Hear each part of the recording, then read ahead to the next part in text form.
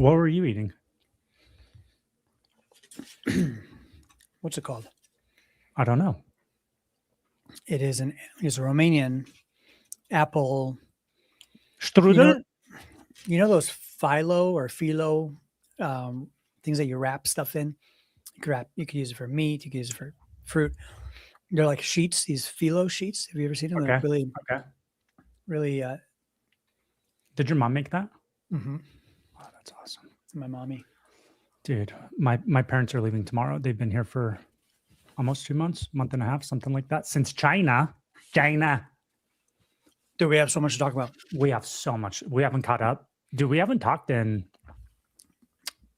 2 months, a month? How much? Since the last time we had a podcast, which is, we got to look at the date. I have no idea. I know we text all the time, but my goodness. Sorry, guys, for eating in front of you if you're joining us. Dennis has forgotten all podcast etiquette. It's been that long. Surprised you didn't replace me. Dude, I couldn't even get on. I've been so busy. Your last one was really good, though. Your last one was good. With John Pounders? Mm-hmm. Yeah. Yeah, he's cool. I like him a lot. Well, the debate was good, too. I have a lot of comments on that, too. Oh, my gosh. We have so much to talk about. So much to catch up on. All right. Let's get into it. Let me see. Do I have... Don't forget, you are in charge of intros. Yeah, remind me of what I do here. Yeah. What is this podcast about? You respond to people's comments. It's great. Welcome back, bro. I could do that. Welcome back. Welcome back, bro. Thank you. It's been too long, everyone. Thank you so much for hanging with us. Welcome to Menace the Menace. And we're back. The boys are back. Been on a long hiatus here. Too long. And so thanks for hanging. Thanks for your patience. Thanks for being with us tonight. And for watching. And thanks for being around these last couple of times that we had some podcasts and I wasn't here. I'll give you an update on all that. But everything's good. God is good. He's still on the throne. And I'm happy to be here. So I know Ben has been gone a lot. So we have a lot to talk about tonight. Please ask questions, comment, and thank you for your prayers, by the way. I know Ben mentioned something. So thank you to everyone who has been praying for my family. Your prayers have been working. Let me just put it that way. That's great. So I'll tell you all about it. But remember to comment, share, subscribe, click that like button, please, everyone. And thanks again for hanging with us. All right. Mr. Benjamin Netanyahu. Oh, dude, you're not the only person that calls me that. Weird. That was the first time I actually ever called you that. Did you bring that with you to China? No. What, am I suicidal? I'm not. Just in case anybody's out there listening. Hey, no. But shall we start in China? Yes, we shall. Okay. Because that was the first thing that happened after our last hang session. Our last hang. Okay. Mm-hmm. Dude. I went to China for 2 weeks. Okay. And I don't know if you saw the thumbnail for this image or for this podcast. I really liked it. Did you like it? Yeah, I think I look good as Trump. Yeah. You're a solid Trump. You should really consider going orange and I'm getting there. I'm trying. And coming over like a blonde dye job. But dude, we're America cooked. We're done. We're absolutely done. Dennis, you know me. You know how like pro-America I am. Oh yeah. Right? Okay. Dennis, we're done. China is in the year 3000. No kidding. Dude, my parents went to China last year. Mm-hmm. And then after China, they came and visited us. Just what we did right now, right? Same thing. And when they came, they were telling me, oh my God, China's so advanced. It's amazing. It's so clean. It's so nice. And I'm like, shut up. There's no freaking way. It's backwoods, censorship, no freedom, blah, blah, blah. Right? Yeah. That's the mentality I have. And as an American, patriotic, Epstein American, right? Yeah. So like that's the mentality I have because of the freaking info we've been fed about China and how amazing America is. Okay. Bro, I went to China and my freaking jaw the whole time was like, this place is insane. Their cities, New York is nothing. New York is nothing. It's a city block compared to their cities. Wow. And I didn't even go to Beijing. I didn't go to any of like the major ones. I went to this one called Guangzhou for the Canton Fair, you know? Bro, this one city was 30 million people. That's almost the size of California. Oh, shoot. There's no houses. It's all high-rise buildings. Just dude, that's wild. As far as the freaking eye can see in every single direction. Okay. And it's kind of crazy though. Hey, it's very like dystopian. There's like a 2-tiered system of reality over there, or of social classes. You've got the people that are balling up on the surface, okay, where the sun shines and where the parks are. And then you've got everybody else that like lives and works and goes to school and underground. Whoa, no way. Whatever city is up above ground, no way, is mirrored underground. Like they build underground too. So you could live your whole freaking life underground.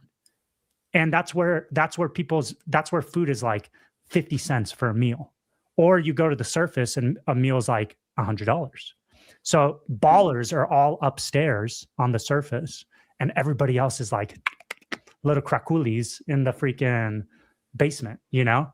Wow. It's wild though, man. Super advanced, super clean, unbelievably safe. I never felt endangered once in 2 weeks.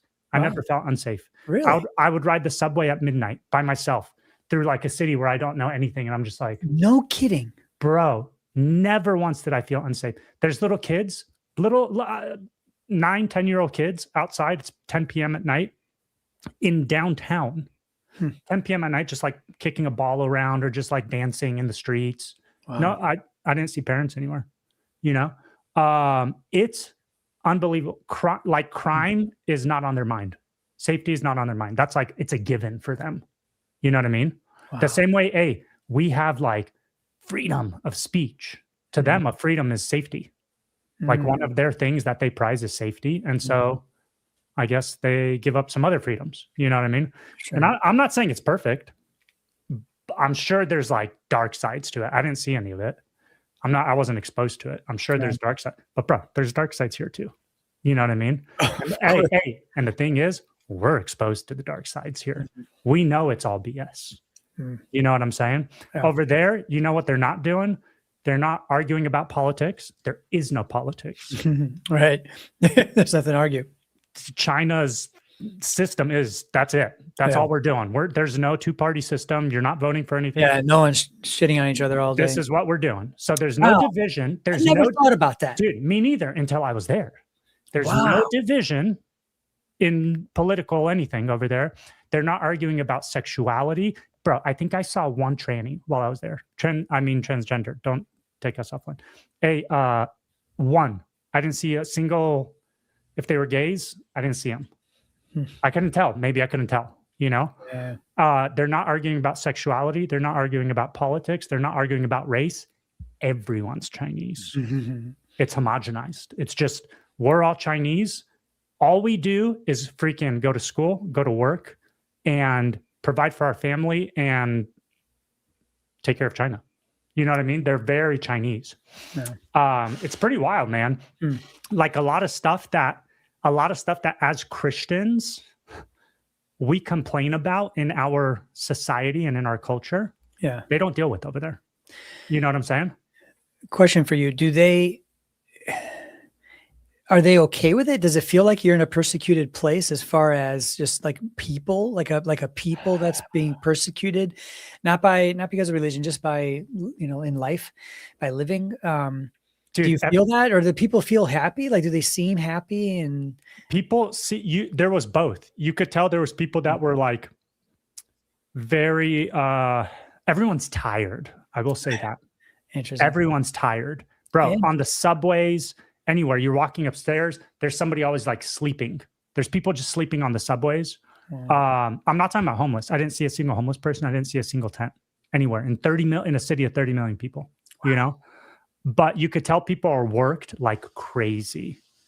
They're robots. They're straight up robots. I'll tell you, my favorite story, it was the second to the last day. We were there for 14 days. Okay. Second to the last day that we're there. This put the whole thing in perspective for me. I'm like, bro, if this is what it's about, I'm kind of in. Because here's the thing. It's not communist. It's not communist. That's propaganda. It's a blend of communism and of what's it called? Capitalism. It's a blend because it's not socialist where they just hand stuff out for free to everybody. Okay. Right? And everybody's equal. It's not that at all. You either work your ass off and you can actually make it, or you don't work your ass off and you just stay in the freaking underground cities and you sell cakes for 50 cents a piece and you just do that for the rest of your life, you know? Wow. But you can ascend. Okay. Now, if you're in the richer classes, you have way better opportunity, but it's like that here. You know what I'm saying? Sure. Of course. So second to the last day, it was the last day of the fair, of the Canton Fair. We leave a little early. At 3:00, we leave and we go to Starbucks across the street to grab a bite and a drink. And the whole place is packed. Okay. There's a large table in the middle, a communal table where there's people sitting and there's 2 chairs. So my dad runs in like to go get them. And there's a little girl next to him. Turns out she's 12 years old. How old's your daughter? 14. Okay. So she's 12. You understand what a 12-year-old is, right? Mm-hmm. Just teeny little thing. And she's got her like backpack and everything next to her, you know, and she's just like doing her homework. So me and my mom would go get drinks, we go get our food, and we come back. And this girl, her name was Sephora. She was handing my dad this piece of paper. And I'm like, oh no, she's probably asking for money or something, you know, just the typical Western mindset. But we'd never seen anybody begging. We never saw homeless, nothing like that. Wow. So I'm like, oh, I'm sure she's asking for money, right? I walk up and I'm like, hey, Dad, what's up? And he's like, look at this paper that she wrote. I'm like, paper? And my dad gives it to me. And the little Chinese girl, she's like this. She's like just so excited, you know? And I take this paper and it says, hello, my name is Sephora. I wrote this paper using artificial intelligence for my English class. And it just goes on to describe her like class that she's taking, you know? And I'm like, I'm confused. You know, I'm like, I look at her, I'm like, you wrote this for your English class? She's like, yes. And I'm like, how old are you? She's like, I am 12 years old. And I'm like, bro, straight up, I'm like, are your parents here? Dude, it's packed. It's completely packed out. And she's like, no, my mother, she leave me here 8 a.m. and she go to work. She go to work, Canton Fair. And she tell me they're going to be Americans here and I can practice my English. Oh my goodness. Dude, her mom dropped her off at 8:00 in the morning to practice English with strangers at Starbucks in downtown, a city of 30 million people.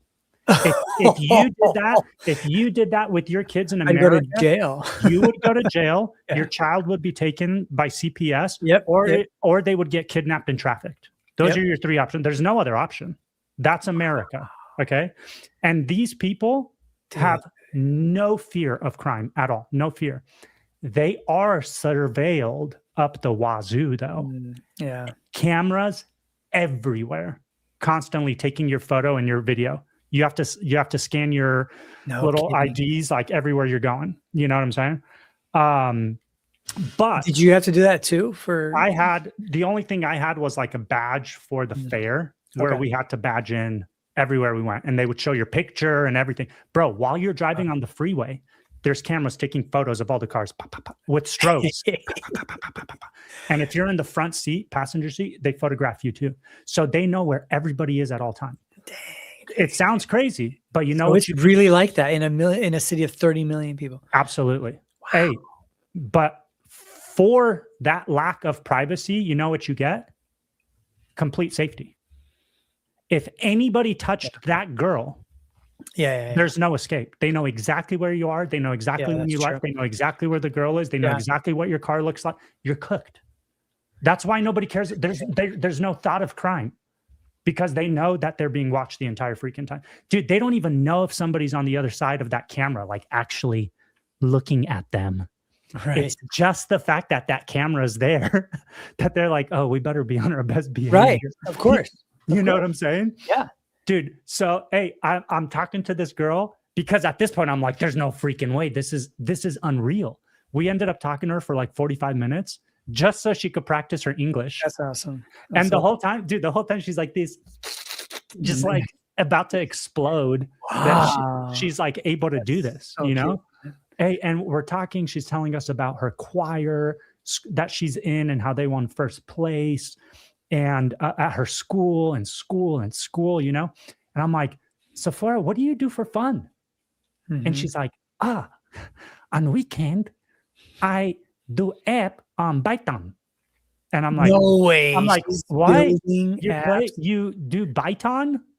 And she's like, no, I make app on Python. And my mom's like, oh, she plays Python, you know? Right. And I'm like, you make apps on Python? Python, right? She's like, yes. Dude, shut up. Oh yeah, we're so screwed. We're so screwed. Oh my goodness. We're just walking right into it, man. For sure. I'm telling you right now, our way into it. Oh my goodness. This little girl is making, she's like, I win first place app competition at school, you know? How many people listening right now actually knows what Python even is, right? That's the thing. Exactly. If I talk to like people who are in their 30s, 40s, 50s, no, they have no idea what it is. Yeah, Python's a coding platform or language where you make applications and software, you know? Yeah. This is what she does for fun. Like a really good one too. It's not like a kid one or anything. At 12 years old, she's freaking coding for fun on the weekends, man.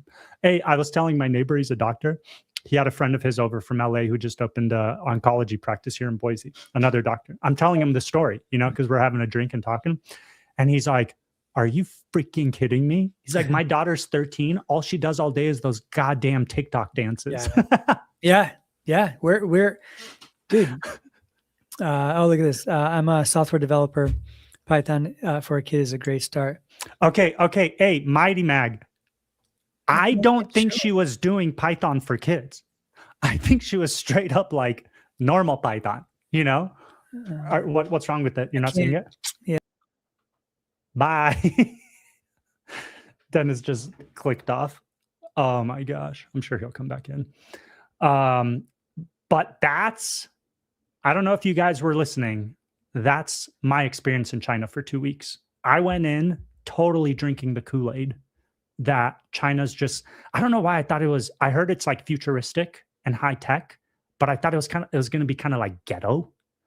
I was completely shocked. There he is. Sorry. Did that work for you? Whatever you tried doing? Yeah, because I had to log in. I wasn't logged in, so I just got it. Quick. I didn't think it'd kick me out though. But sorry, where were we? Mighty Mag was saying that he's a software developer, or he or she, I don't know. Python for a kid is a great start. And look what he said. The fact that she was developing an app at all is amazing. She won first place at her school for the app competition. They have an app competition, bro. Unbelievable. But listen. This is what I'm saying, bro. Hey, in America, at 12 years old, you're playing video games, you're doing TikTok dances, or you're arguing about whether or not you're like a boy or a girl. Yeah, that's right. None of that. Well, except for video games in China. I was going to say they don't have any of that going on in China. All right. They have to perform. Bro, there's 1.4 billion people in China. They outnumber America by 1 billion people.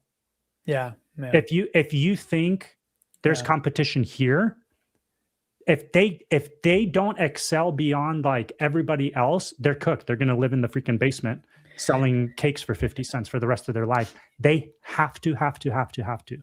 It's interesting. Would you think America, let's say America in the when was it good? In the 50s? kind of good. Yeah.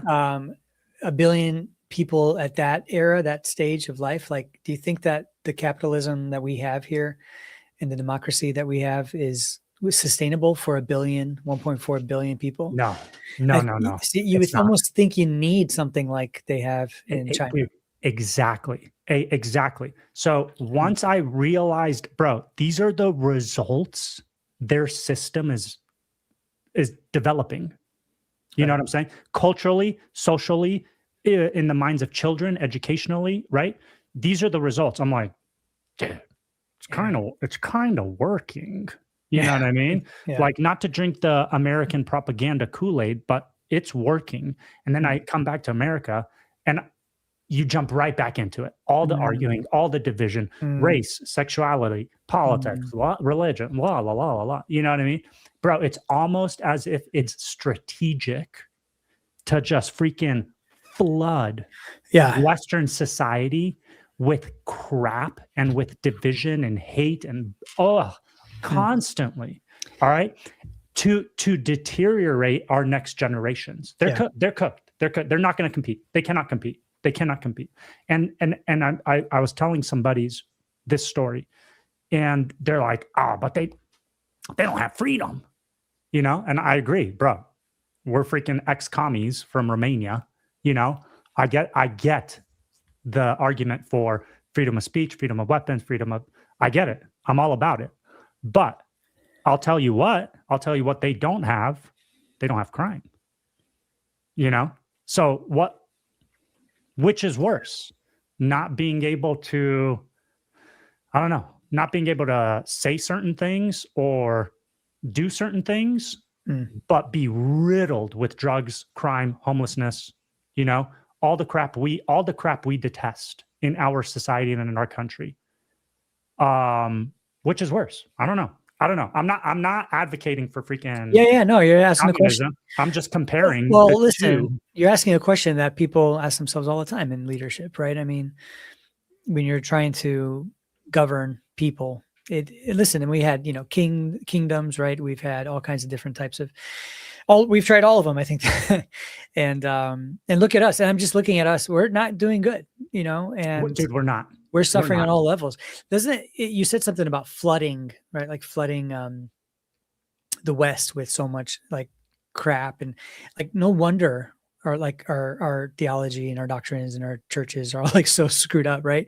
Because all the flood, it's not only against the people, like as a whole, it's against the children of God mainly, right? And so it makes you think like, man, we really have to read our Bibles because we might be being lied to so much, which, you know, we've been discovering more and more. Dude, I'll tell you what, man. Hey, if Christians were in charge of a government and they ran it the way China does, it would be utopic. Yeah. You know what I'm saying? Yeah. And you're right. At scale, at 1 billion people, at 1.4 billion people, Alan's asking, didn't they debunk the population of China? Some people speculate. I never heard that. Yeah, I've heard this. There's theories going around online. Some people speculate that they're lying about their population. Bro, their cities are monstrous. Monstrous. If that's one city, I can vouch that that's 30 million people. And there's many cities like this all over China, you know?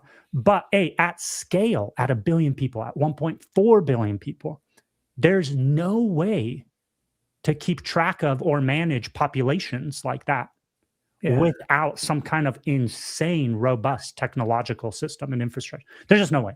There's no way to like do banking. There's no way to do security. There's no way to do. It would be a complete mess. Metro passes, credit cards. You just can't. It'd be constant crime. It would be because the numbers just go up. And so listen, again, not advocating for it. I'm just saying, very impressive, and working in many, many ways. But then look at Lynette's question. Welcome back, Lynette. So good.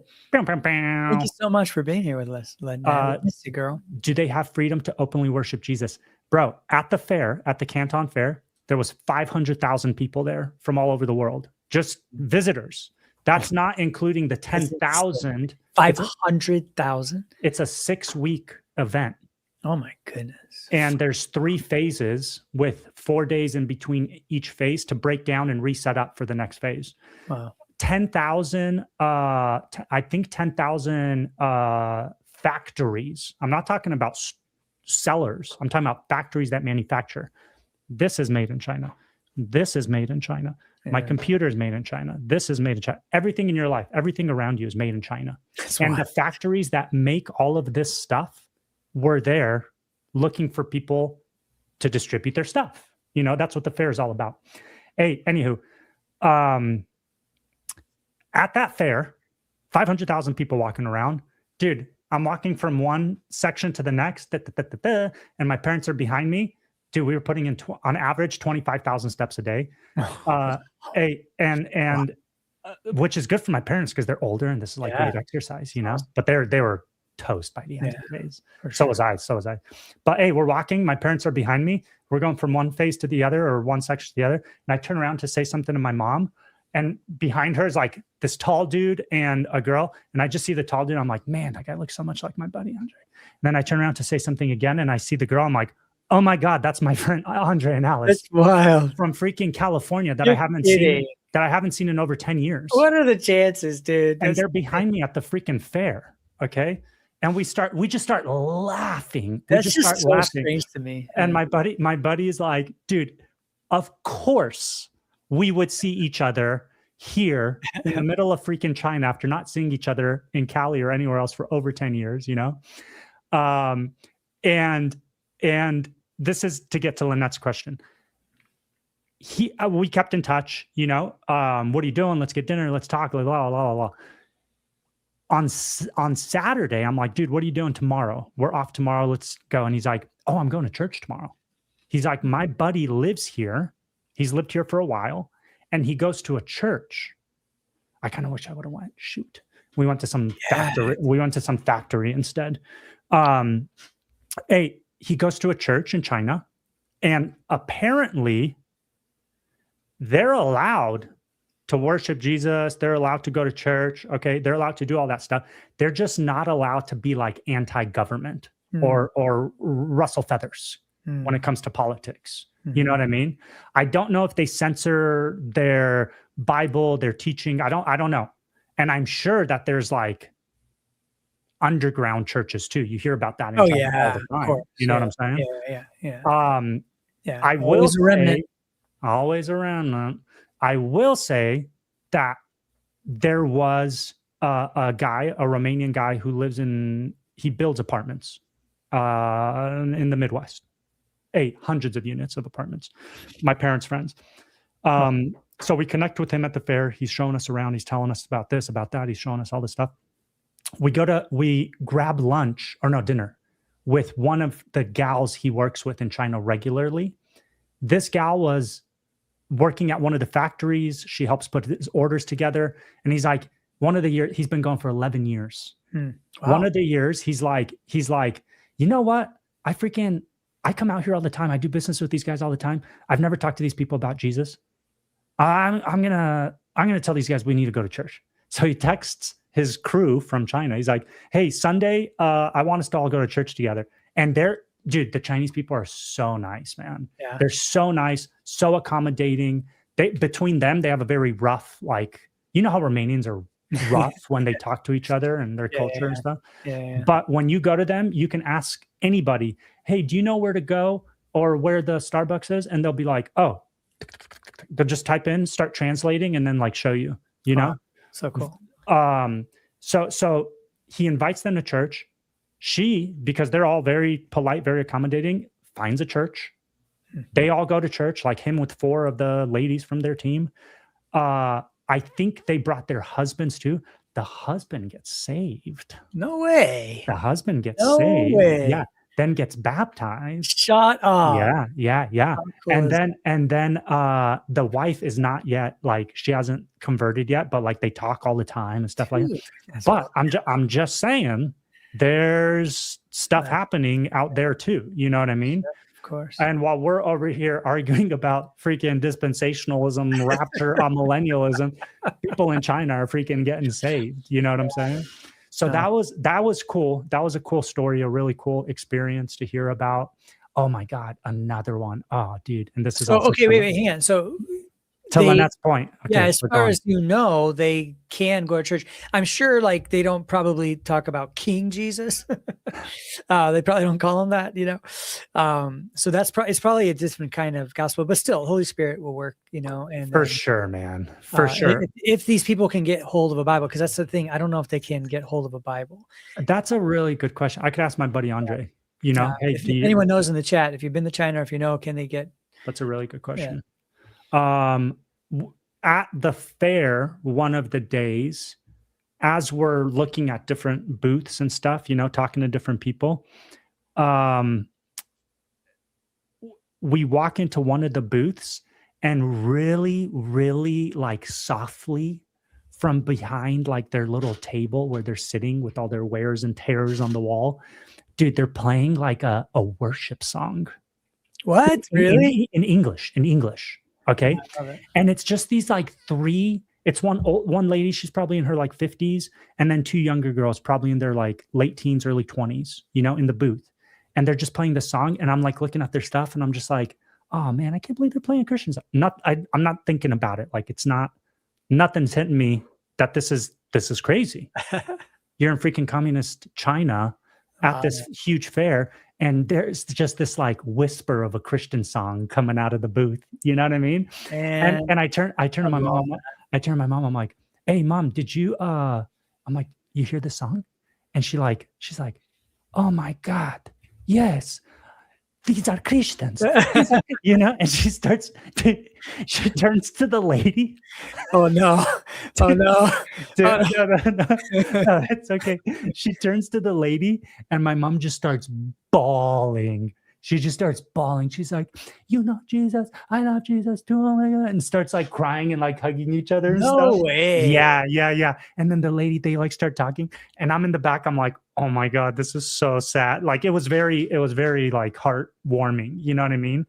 And they're like talking. And then the other two girls are like talking to me just about like the stuff on the wall. They're not really like getting involved, you know?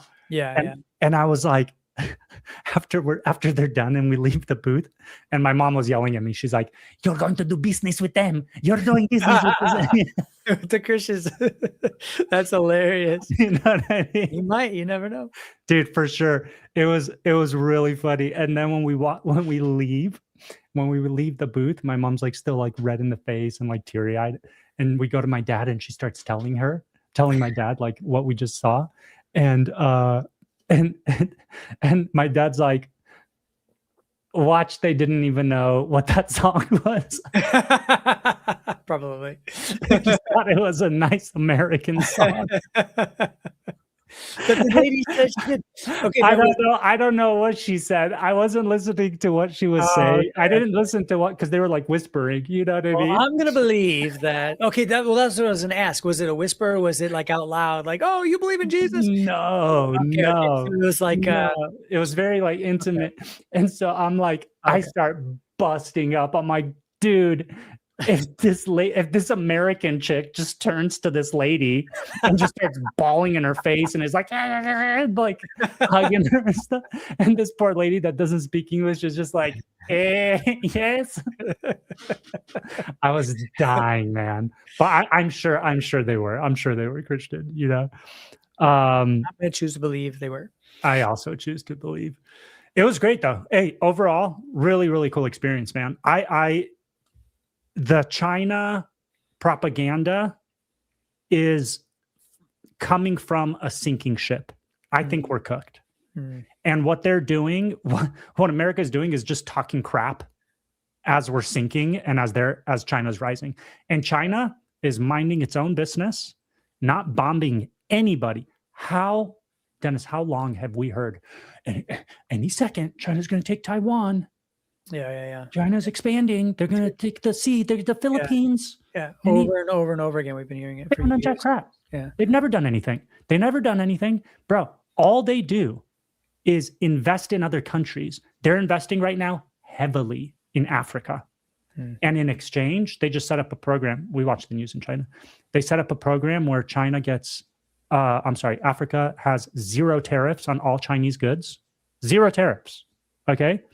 To increase the amount of import from China. Incredible. To help them develop their nation. And in result, China gets minerals. Yeah. China needs raw materials to keep producing. You know what I'm saying? And China has built, dude, this is crazy. China has built railways from China all the way through the Middle East, reaching to Europe. What? You don't know about this. And you know what Trump and Bibi have done? Bombed the railways. So we're talking. You can look this up. It was on Tucker Carlson 2 weeks ago. Wow. With this general talking about this. We don't hear about this. We think this is about our greatest ally in the Middle East, right? Bombing Iran and Syria and Lebanon and all these other countries. Dude, they're hitting Chinese economic targets, which is wild. Wild. It's almost like, do you remember when Ukraine blew up Russia's pipeline? It's like an economic type war during a real war. You know what I mean? What a great cover. So America's just like, honestly, all we have is muscle, bullets, and missiles. You know what I'm saying? And dude, we spend trillions and trillions and trillions of dollars on those things: muscles, bullets, missiles. You know what China spends its trillions and trillions of dollars on?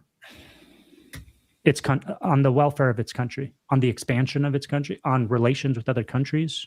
You know what I'm saying? And you could see the results. Yeah,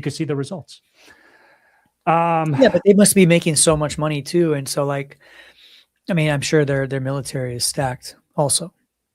It's got to be, dude. They have a big military, but it's nowhere near as advanced as ours, and they don't spend anywhere near as much as we do. Nowhere near as much. And you know what else they do? They don't send their freaking money out to all the other countries as like handouts to implement gender studies in Iran and Afghanistan. They don't do any of that crap. You know, that's us. Dude, think about this. Just perspective.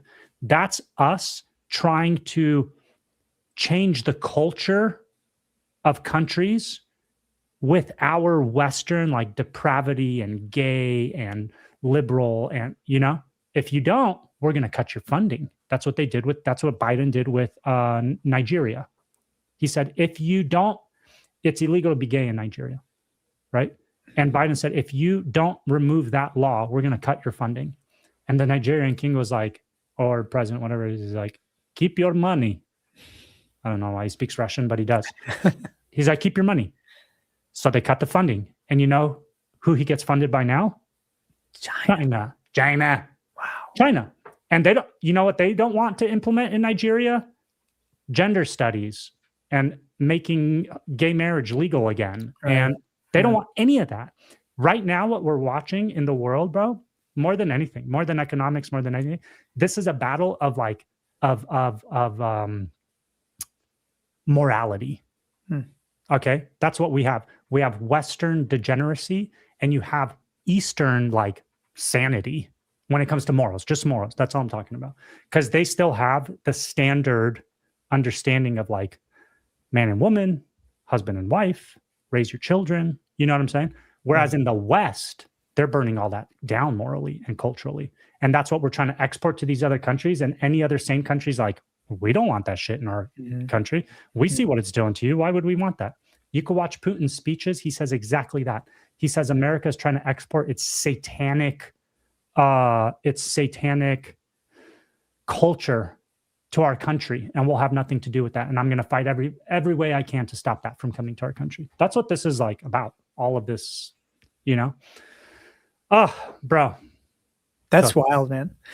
All this is really good. I kind of figured you would say something, you know, along these lines. What? Yeah, because I kind of thought that also with China, just like how advanced they are in so many ways and their systems. And I have a question for you. It's I don't know. I don't want to change the subject, but we have a lot to talk about. But the question that popped up while you were talking about this was, do we have any, like, biblical proof that in the ancient times, the ancient little g gods that were around, did they ever fight each other?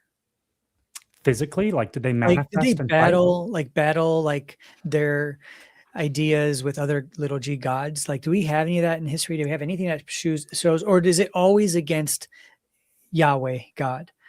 Or do they fight amongst themselves ever for power, for things? Because I think about like maybe the different gods that are still active today, right? And if maybe China has that, maybe they're under a little g god. Oh, for sure. Right. And then we are under a little g god. And maybe they're, with all like the tension, maybe they're fighting for power within their own evil, whatever systems, I don't know. Is that a thing? Do we have any of that in history or anything that's alluded to that? Because that would make sense. If we see that in the ancient time, if we can see that, then that would make sense if you bring it here and say, oh, well, these are these little g gods fighting kind of amongst themselves while they're also fighting light, right? Yeah. They're in the darkness kind of, and they want power. Wouldn't they fight themselves also kind of? Because they're not really united. I mean, dude, if you remember, you've read Screw Tape Letters, right? Yeah. There's like infighting between the demons. Right. Yeah. You know what I'm saying? Oh, that's a good point. And so I can imagine that is when demons control people and control societies and country. I can imagine that's why there's also 3D battles amongst us when there's 4D battles amongst themselves. I would assume so, right? Because it would make sense to me if that was the case. Because then now it's like, well, I can understand why Israel would be against China, right? While Russia would be against Israel, right? It makes more sense then. Because if not, then you'd have to think that they're all working together only against Yahweh at all times, right? But then what's all this? You know, at the same time, though, even though for us in this realm, it looks like political strife and arguing and killing and wars and this and that. The result, it's a win-win actually for the demonic realm. It's a win-win because you know what the result of that is? Dead humans. Yeah, right. If it's just everybody else, the nations versus Yahweh, you know what I'm saying? Then actually, dude, that would be crazy if it was, because that's what Revelation 20 says. It says that Satan's released for a short while to deceive the nations, Gog and Magog, so that they rise up against the saints in the holy city. Yeah. And then when they do that, when they go to battle just against Yahweh and his people, Christ comes back and wipes them out with fire. So if they only got together and came against Yahweh and the saints, Christ would probably step in. Yeah. But if for thousands of years, they can battle amongst themselves, killing hundreds of billions of people. Right. Yeah. What a win. Sure. And Christ has not come back yet. So in that sense, they're doing whatever they want, right? They're doing whatever they want. And there will be a time where they do turn all of their energy and they unite and turn their focus on. Right. And that makes sense too. And then that would also make sense with the way we see the whole globe going right now, right? America's sinking, China's growing. So you have this AI plus this kind of communistic capitalist government, together kind of taking over. I mean, you could see it take over, right? Wouldn't it make a lot of sense? For sure. And here's what's crazy. For everybody that's like, oh, Ben's crazy, he's gone full commie, right?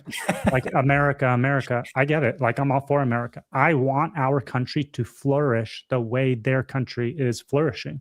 Again, I'm sure there's a dark side, which I didn't see. I'm sure. But there's also a dark side here. I just want good for America. Right. Whatever system needs to be applied for that to happen, that's what I want. So if this system is doing good, maybe it should happen here. Okay. But here's the thing. Guess what our government actively is doing? Right now, they're creating that system. The system the Chinese have is the system that the Trump administration is creating. Right. You know what I'm saying? With the AI surveillance through Palantir and Peter Thiel, right? Who just moved to Argentina. Weird. He just moved to Argentina. We are mimicking the system that China has here in America right now. You know what I'm saying?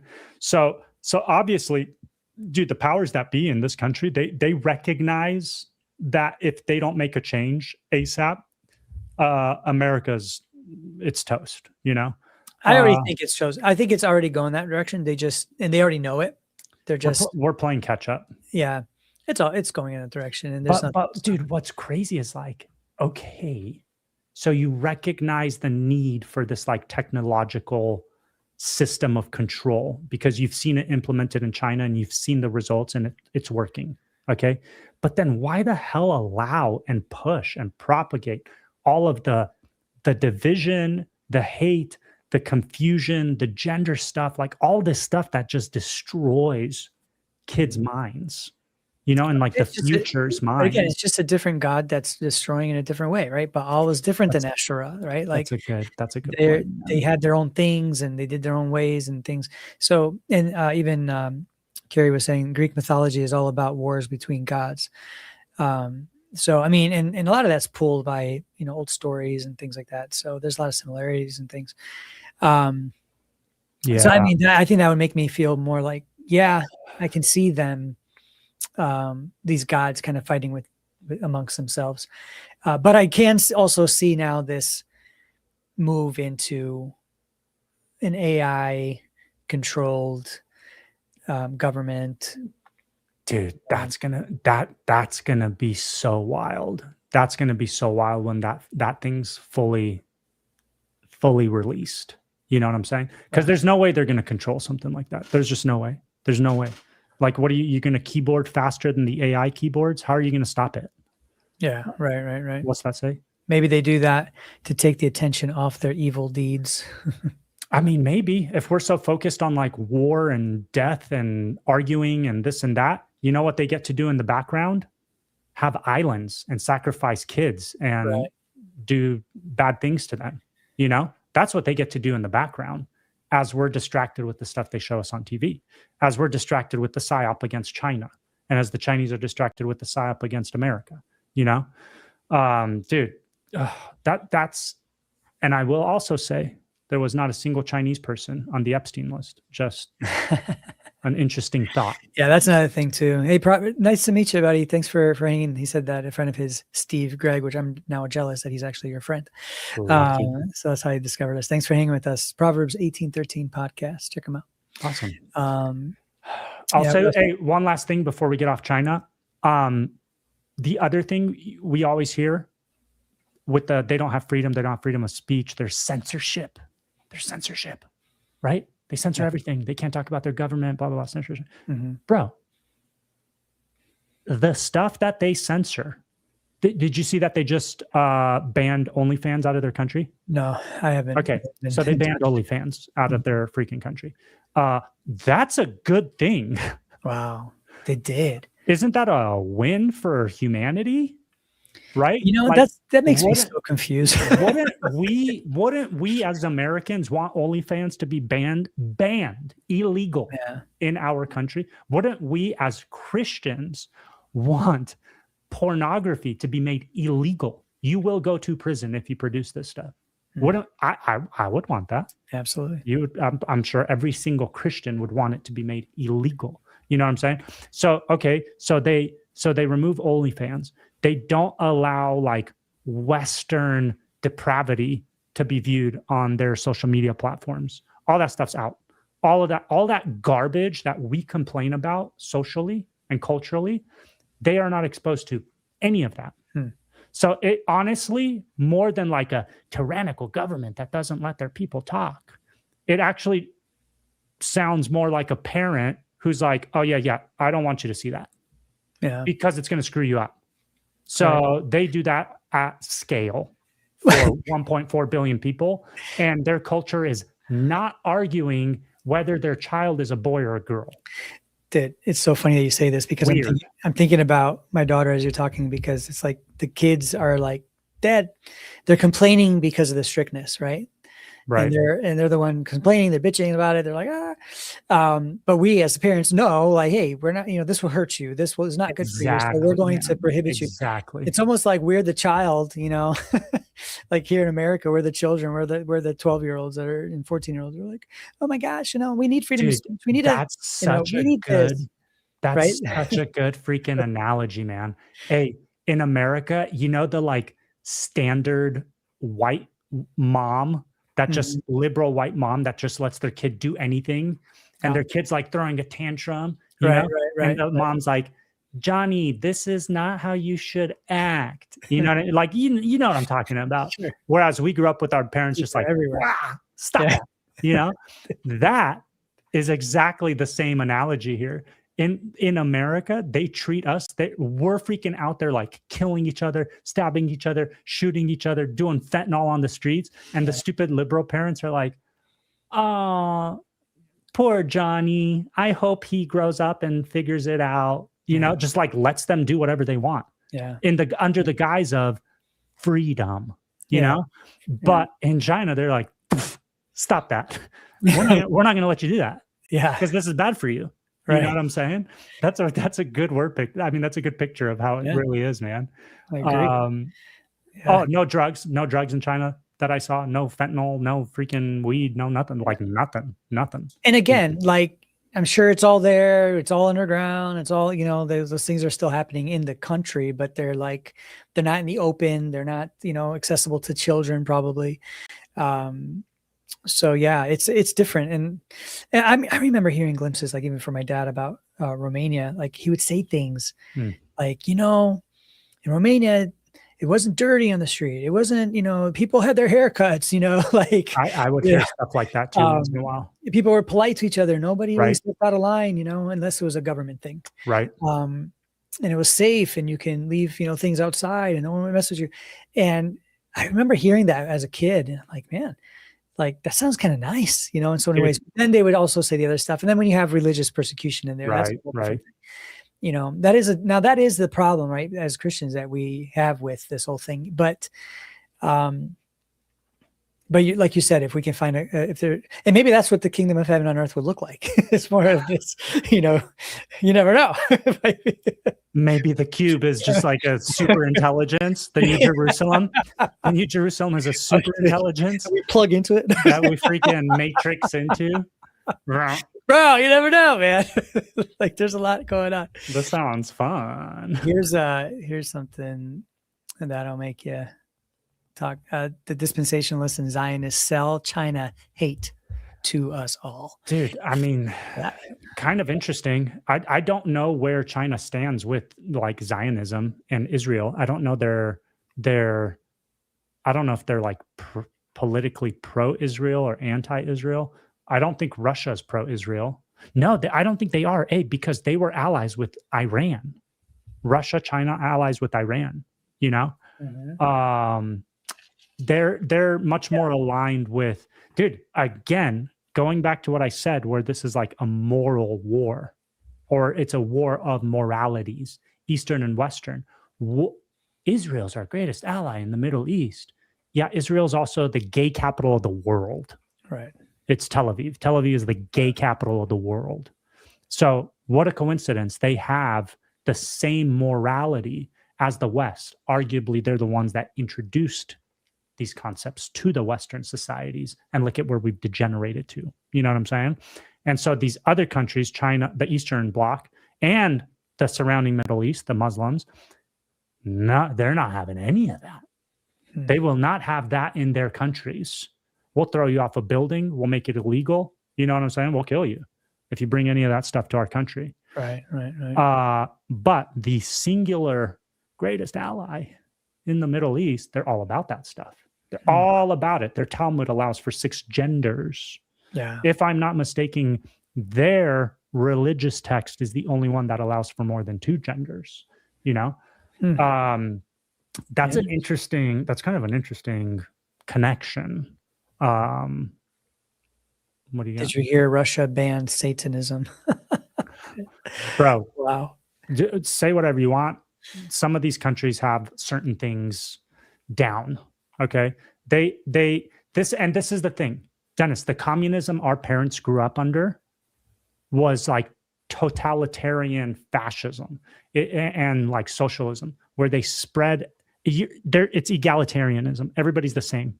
Everybody's the same. Unless you're part of the political class where you rape and pillage, you get wealthy. Everybody else beneath you stays the same. That is not China, bro. Not at all. You can ascend. You can get extremely wealthy. All you have to do is the work. Right. You know what I'm saying? Whereas in the communism our folks grew up under, it didn't matter how much work you did. Yeah, true. You're not starting a business unless the government's like, you're doing this business. It's a great point. And then that person that does that business makes the same amount of money as the guy that is the security guard at the front gate sleeping. Yeah. Why would you try? You know what I'm saying? So sure. the Chinese recognized that flaw in communism, but then saw certain benefits.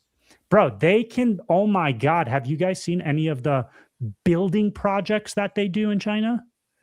Where they build 60 miles of bridge over water and underground, under the water, tunnels. Dude, and it's done in they did it in 3 years. Wow. Bro, they couldn't build a freaking train from LA to Sacramento in over 20 years with $14 billion, man. So this is what I'm saying. So the Chinese, they're like, oh, your house, your apartment building is in the way of our bridge that we want to build. So we're going to take 1,000 people. We're going to build you another building. It'll be done in a year. We're going to move all of you over to this other building, and we're going to build our bridge. And and people can't be like, no, human rights. They're like, cool, China rights. We're building bridges, and you're in the way. Right. So I'm just saying, they can get a lot done because of the advantages of the power that they yield or wield. And there's nothing you can say about it. But I will say, their government is for China. They're for the benefit of China, for the people of China. They're just taking care of the Chinese like a parent does their freaking kids or their family, Yeah. You got some... Yeah. Have you seen any evidence of social credit score system in China? I did not. Other than the cameras everywhere, okay?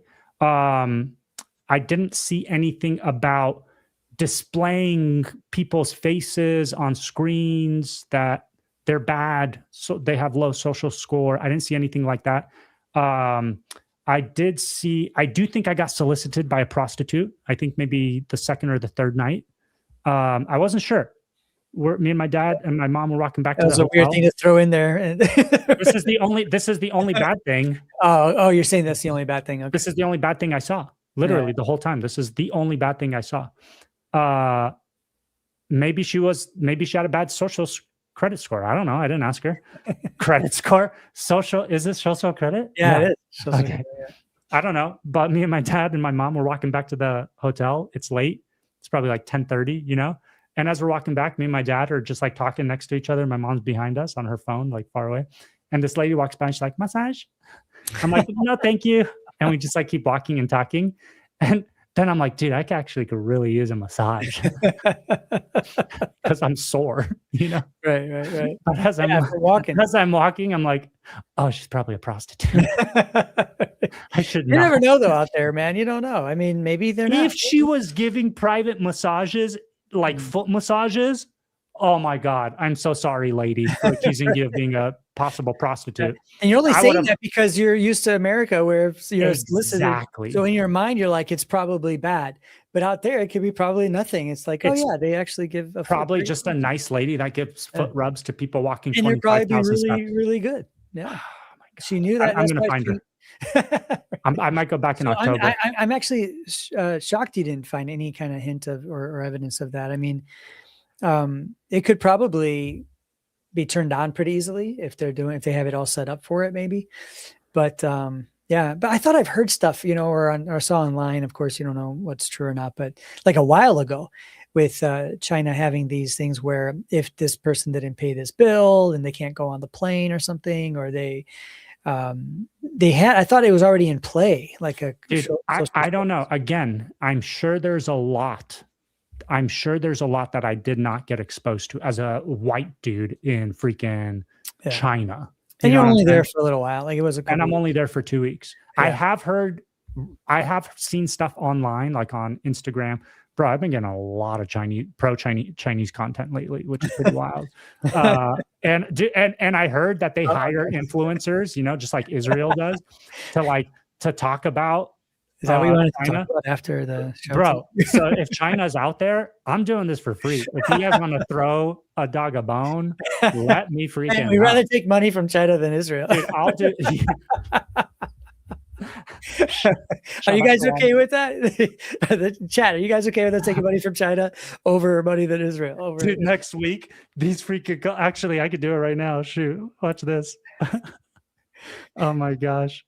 If this is Dennis, our first sponsorship deal is going to be the country of China. We took a turn there. People will be like, man, these guys really went out there. Dude. Did it go red? There we go. Well, now it's like red and purple. Oh, crap. I wanted to make it like China red. Oh, purple. So funny. So, I guess my Florida. gosh. What about Florida forbidding Chinese to buy land? Oh, for sure. Okay. Hey.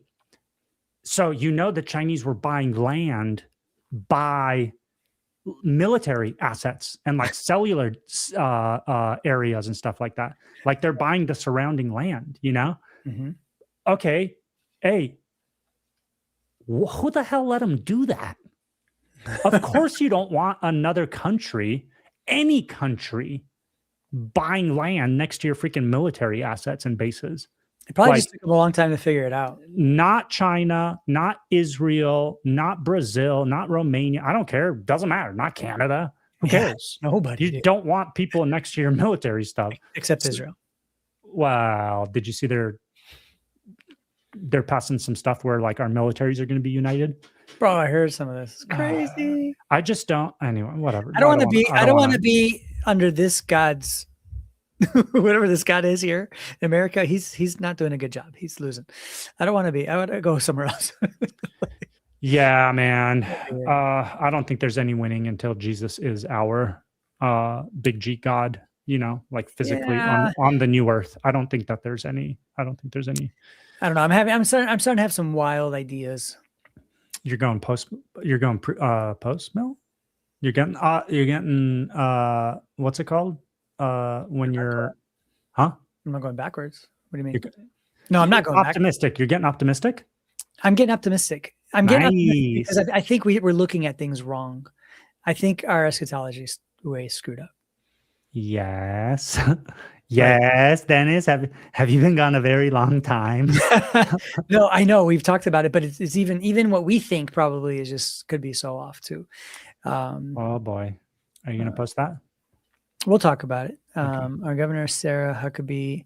Really, that's your governor, Sarah Huckabee? Yeah. Outlawed China from buying up farmland here in Arkansas. Good. It's happening. Good. Duh. Why would any other country own land in another country? That's insane. I want to ban. I want to outlaw Romanians from owning freaking land in America. Get them out of here. Can't trust them. Can't trust them. Israel buy congressional seats. Yeah, they do. They probably own all of them. Exactly. Okay. What's worse? That pink frog. That's awesome. Oh, I want a terrarium so bad. Hey, what's worse? Israel buying congressional seats or China buying farmland? This is not a trick. I'm dead serious. Like I'm genuine. I'm thinking about it myself right now. What's worse? What's worse? Well, congressional seats for sure. That's the direction I'm leaning as well. Yeah, I mean, and it's curious, Dennis, that no other country has like congressional representation in America. Huh? I could be wrong. Maybe. Can somebody GPT if there's any other country that has like representation in Congress or what's AIPAC, like a lobby group, and every single congressman has their own AIPAC guy. Ooh, whatever. And I'm not saying just because they're Israel and don't like the Jews. That's not what I'm saying. I'm just saying, just like no country should own land in America, no country should own congressmen. You know what I'm saying? Right. That our relationship with Israel is just so weird, man. Like politically speaking, I'm not talking about religiously. I get it. I get that argument. I get it. But I'm just saying politically, it's just unreal. It makes no sense to me. Dennis, what's up with you, broski? All right. So we talked China. So you're China. gone. Was it a successful trip for you, my friend? It was very successful. I was there for recon. I just went to go do research and Very cool. figure stuff out for the future. You know? Someone earlier said that your parents must sound incredible because they go with you to that. That's so cool. They're pretty cool. Yeah, his parents are rad. They're pretty cool. Yeah, I hit them up front. I was trying to find friends to go with. Guys, I'm throwing this out there. Let's do a freaking Venice, China trip. I know we talked about a cruise before. Cruise would be cool. Venice, China trip would be way cooler. It's a very. I want to go to Israel. I know I just totally threw it in the other direction, but I'd like to do. I'm not. He doesn't. Did you see you got pulled off? Yeah, like, well, that was good. Yeah, I would like to do that. Why? And then we could do a China trip. Why? Hey, Carrie's coming with. All right, Carrie's voted for Israel. To Israel? Yeah. Okay. Lynette says strongly dislike Asian food, so she's out. Hey, Lynette, me too. The Chinese, I'm not a Chinese food fan at all. It's like super oily and like greasy. What? Everything's steamed and I just don't. I can't do it. I love Chinese food. But hey, there's so much other really good food out there. Bro, the Middle Eastern food was probably some of the best I've ever had in my life. In China? In China. And the restaurants were beautiful. Yeah. Beautiful. Oh man, the food is really clean. It just seems like to be really clean in China. It's very clean. Yeah. Oh, we got two for Israel. Lana's coming too. We're going to Israel. Okay, hold on. Hold on. I was like, well, why, guys? Why are we going to Israel? Because that's where Jesus walked, man. It's all about Jesus. I don't care about the other stuff. I just want to see. I want to see the stuff with my eyes, like where he was. Because the more you read the Bible too, like the more it just becomes more real. And okay. And it'd be really great to put my imagination like to actual use. Like, I saw where it was, and it's not to like kiss a wall or anything. Right? No.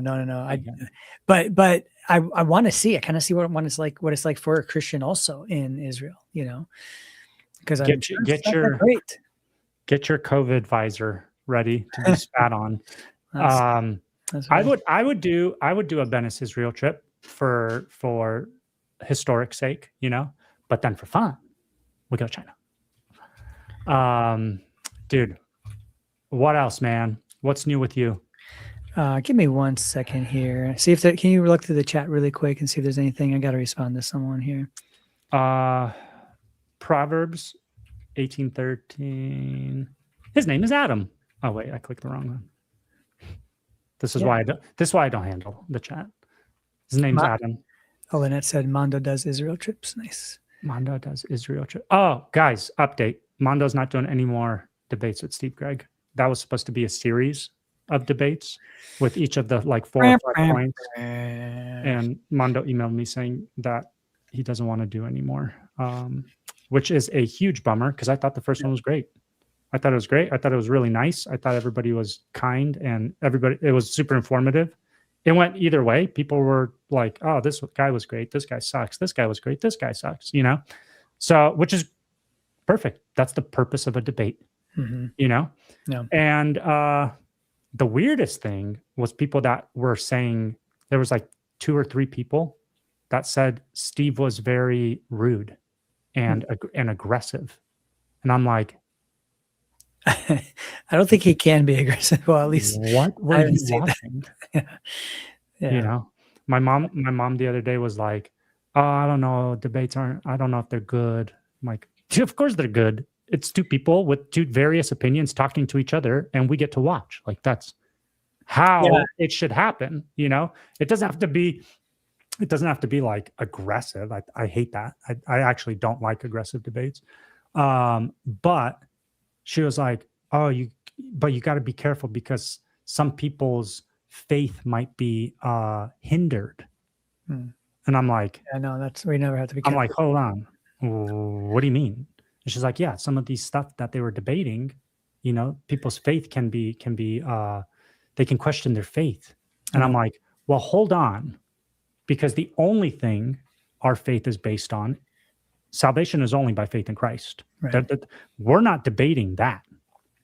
Everything else that we debated about eschatology and rapture, that's all secondary and has nothing to do with your salvation. So if your eschatology gets questioned and you start second guessing your eschatology, and that makes you question your salvation, you might not know what the gospel is. That's the problem. That's the problem. That's what I think we're faced with the debates that we have. I think so too. Because someone said in our text message group, like, oh, it's not that big of a deal. I'm like, no, I think it is actually. I didn't at first, but I think it is a big deal. And talking about all this stuff. But as far as the debate, I did watch it. I didn't see any of that from Steve, Gregg, as far as, being rude or anything. I thought both were gracious. I think I don't like the styles too much of debate. So I would say more about the style. I'm more of a conversationalist, and I like to hear people go back and forth. Yeah, like to stay on the topic. I can't retain that much information for like someone talking for 5 or 10 minutes on a topic. I'll forget what they're saying. I'll just get to the last part. So that's my problem. That's a personal issue. But yeah, so but I do like the conversation, and it's too bad that Mondo doesn't want to continue. Look, like Carrie said, Mondo said from the beginning he didn't feel like he was the most appropriate guy for the debate. To be honest with you, other people said, oh, you should get Lee Brainerd to come on and debate Steve on Preach of Rapture. Guys, Lee's the first person I reached out to. Yeah, and he didn't want to do it. And he didn't, it's not that he didn't want to do it, he didn't respond. Oh. But then the next day or within 24 hours, something very short after, posted on Twitter that pastors shouldn't be debating people, and people who want debates are egotistic, and just like all this stuff that I don't think it was directed at me, but the timing was very sus. It was very coincidental. Yeah. And so I just thought that was weird. So I'm like, hey, Mondo, you want to hop on and do this? Like, you know what the rapture is about.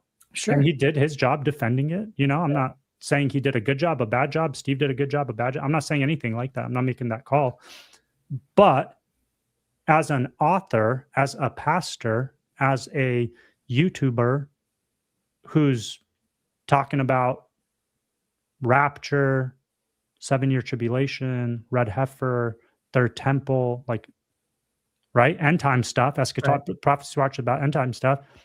Any of those people should be able to get on if they want, should be able to get on a freaking YouTube channel with somebody and like tell their position and then defend it however the best they can. It's not about, it's not about winning anybody over. You're not trying to convince anybody.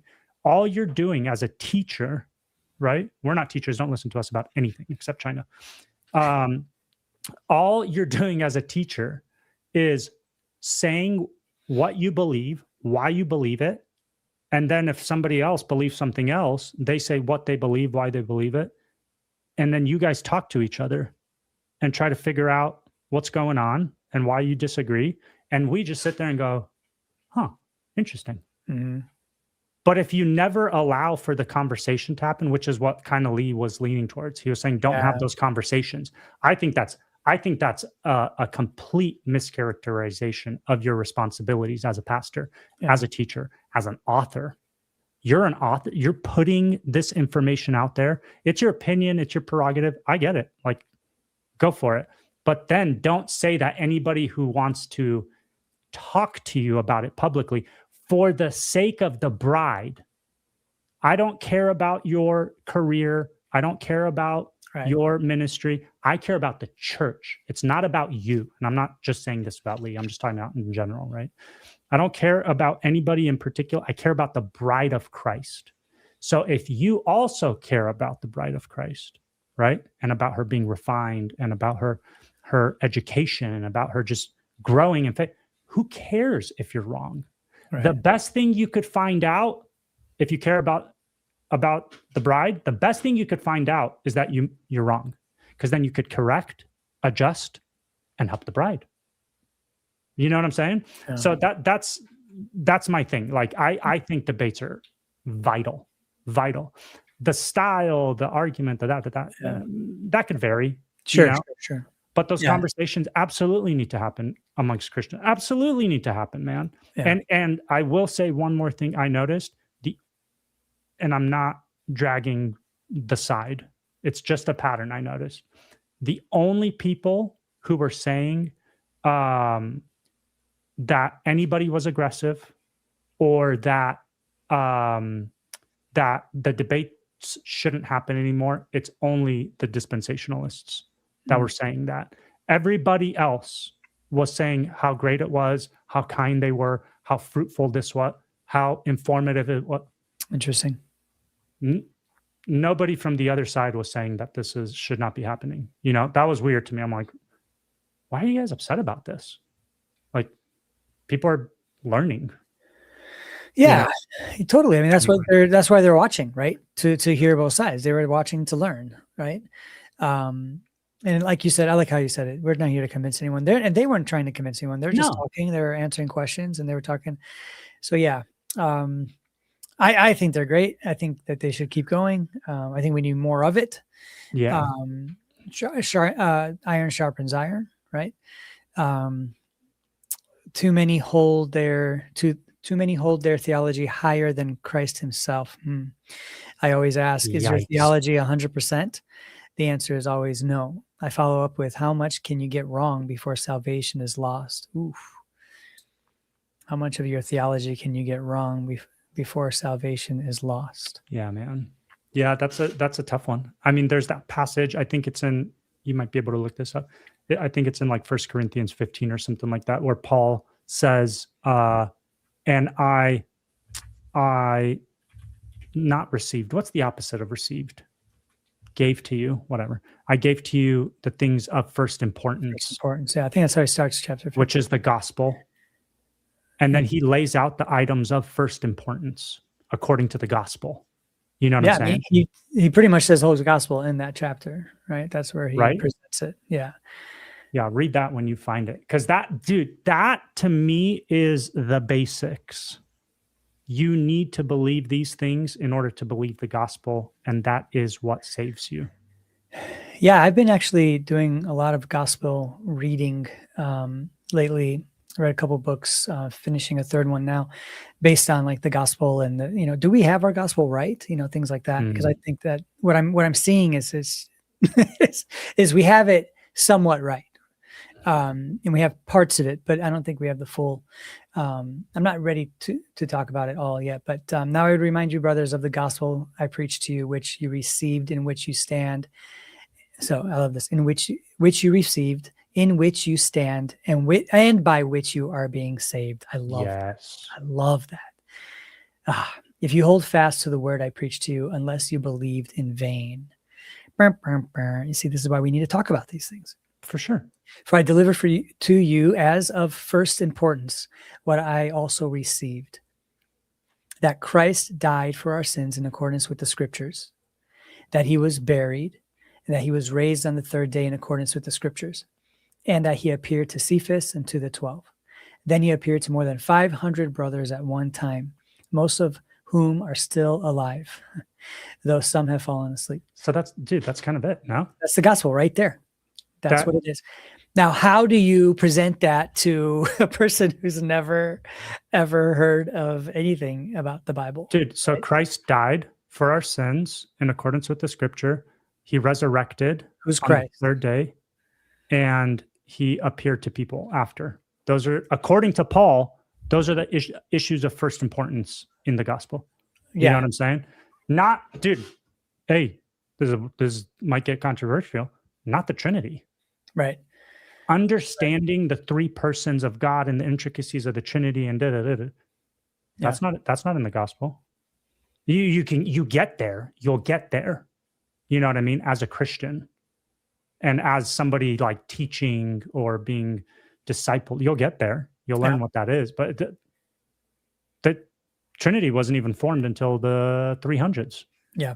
You know what I'm saying? So does that mean people weren't saved because they didn't understand the Trinity? No. You could be saved in Christ without understanding the Trinity. You could be saved in Christ without having proper eschatology.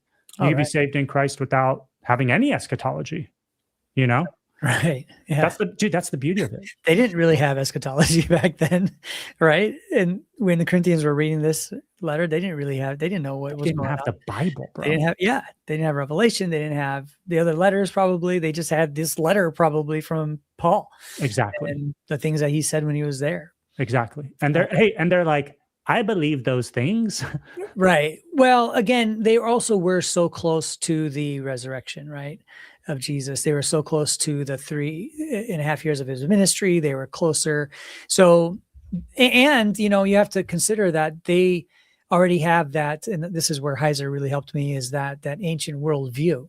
Yeah, man. And see, that's why I think for me, maybe you would second this, Ben, but when I read Unseen Realm, it gave me that ancient worldview, or more of it. So so then when I read the Bible, or now when I read the Bible, I try to read it with them in mind, right? And what they were going through. I even like Google stuff, like while I'm reading, like, what did that look like? What did that, totally. Just so I can just kind of put myself in that, and it makes it more, come to life more. I love it. But I think that, shoot, I lost my train of thought.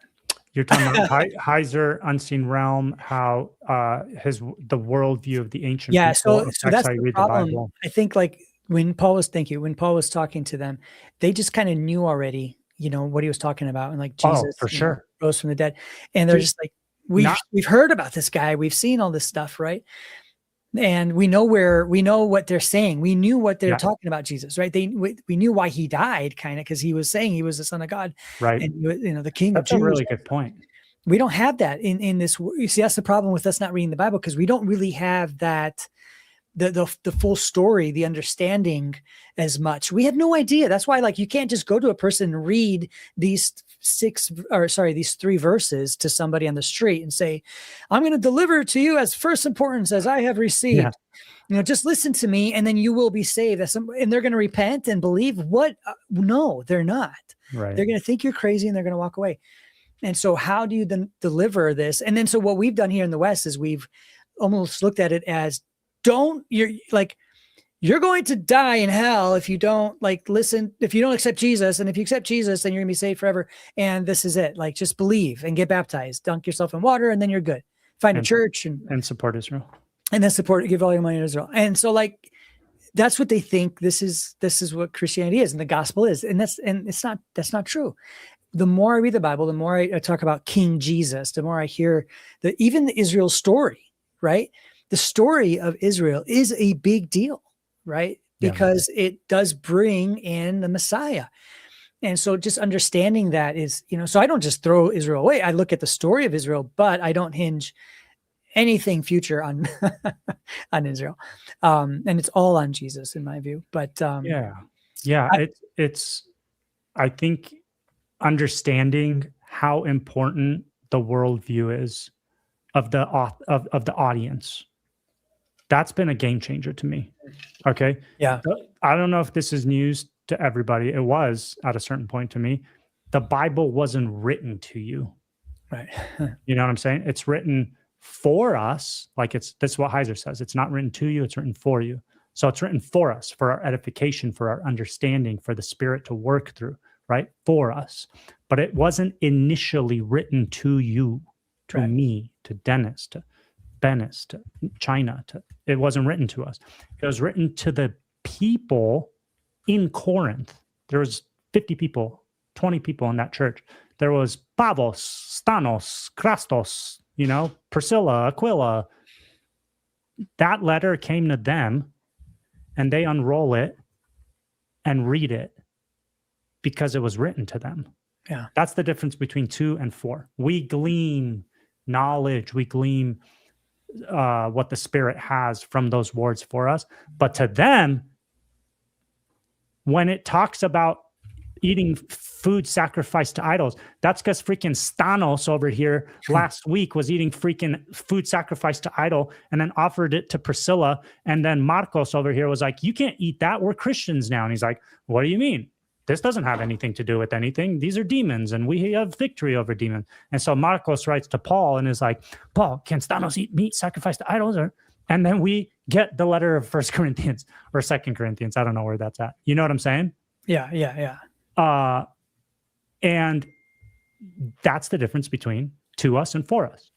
And the other thing is, that wasn't for you. Sorry. Did you see that text?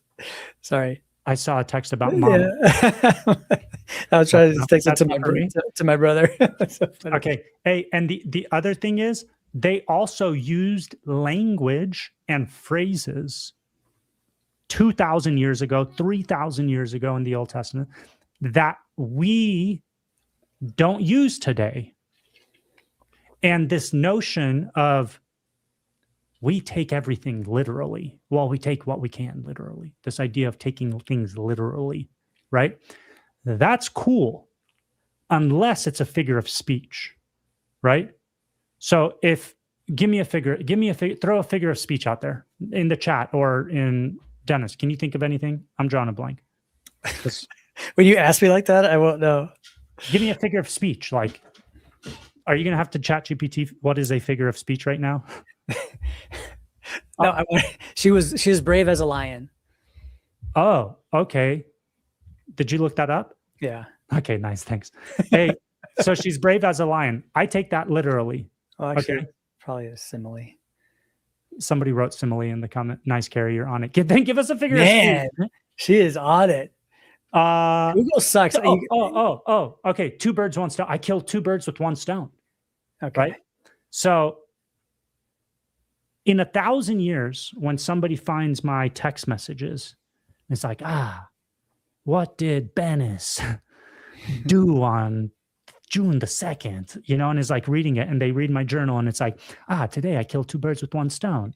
They're gonna literal. Let's apply literal. That's a good one. Hermeneutic, you know, and they're like, oh my God, the chances of him, this was a miracle. Yeah, he must have been. There were 2 birds, and he threw just 1 stone. Yeah, some really crazy technology. So we need to do a lot of work and digging to understand what their language even meant, bro. Yeah. Just touting, we take it literally as if it's some kind of benefit. That's silly. You should take what is meant literally. You should take what is meant allegorically, what is meant as a word picture or a metaphor or a figure of speech. In that's what the context means, right? Yeah. So for example, and I've been going back and forth with Lee's assistant on this, and it just does not click for some reason. Because if you message Lee on X, his assistant replies. Mm-hmm. Not a single mention of the word 1,000 in Scripture is meant literally. Not a single mention of the word 1,000 is literal. Right. In all of the Bible. Mm-hmm. Not a single mention of the phrase 1,000 years is used literally. So if the number 1,000 is never used literally, if the phrase 1,000 years is never used literally in the whole Bible, and then you get to Revelation 20, 2 chapters before the end of the whole thing of the Bible, right? And you read 3 times, 1,000 years, 1,000 years, 1,000 years. Why are you taking that literally? Yeah. The whole Bible says it's not literal. You get to Revelation, and now suddenly it's literal. At the end, says who? Says who? Who changed the meaning of the number 1,000 and of the phrase 1,000 years? All it ever means in the entire Bible, 1,000 years or the number 1,000, is a lot. That's all it ever means. The cattle on 1,000 hills. Yeah. God owns the cattle on 1,000 hills, but there's 1,001 hills. He doesn't own that one. Right. No. One day is like 1,000 years with the Lord. 1,000 years. Quoting Psalms. Really? It's not like 1,001 days, or it's not like 1,001 years, you know? It just means a lot. Yeah. So you get to the millennial reign, and this doesn't even change like the Dispy position. Mondo doesn't hold to a literal 1,000-year reign. He says it could just mean a lot. And he's still full-blown Dispy. You know what I'm saying? Sure. I don't know why dude, I was going back and forth with Lee's assistant quite a bit, and I'm just like, I don't think you get it. Like, you can't just make stuff up. You don't get to make stuff up. Let the Bible interpret the Bible. Lee has a lot of skin in the game. I'm just going to put it up there. Now I'm going to take it out. that might have been meant for earlier. It's true. And I'm not picking on him. I'm just saying this is our circle. This is our network that we deal with, that we talk with. We love these guys. Like I don't have anybody else that I engage with on this matter. You know what I'm saying? Yeah. And these are our friends, and we're talking to you guys about our experiences. So, but the reason I showed that comment though is because that's true though. I mean, there's people that have built, their ministry around these kinds of ideas, sure. And they can't just walk away from that, That's okay, dude. I get it. I'm a man. You're a man. You've got a family. I've got a family. Lee's got a family. I get it. Yeah. I'm not saying like, dude, get these guys out of there, bankrupt them. And like, I'm not saying that at all. And I'm sure God has used them tremendously.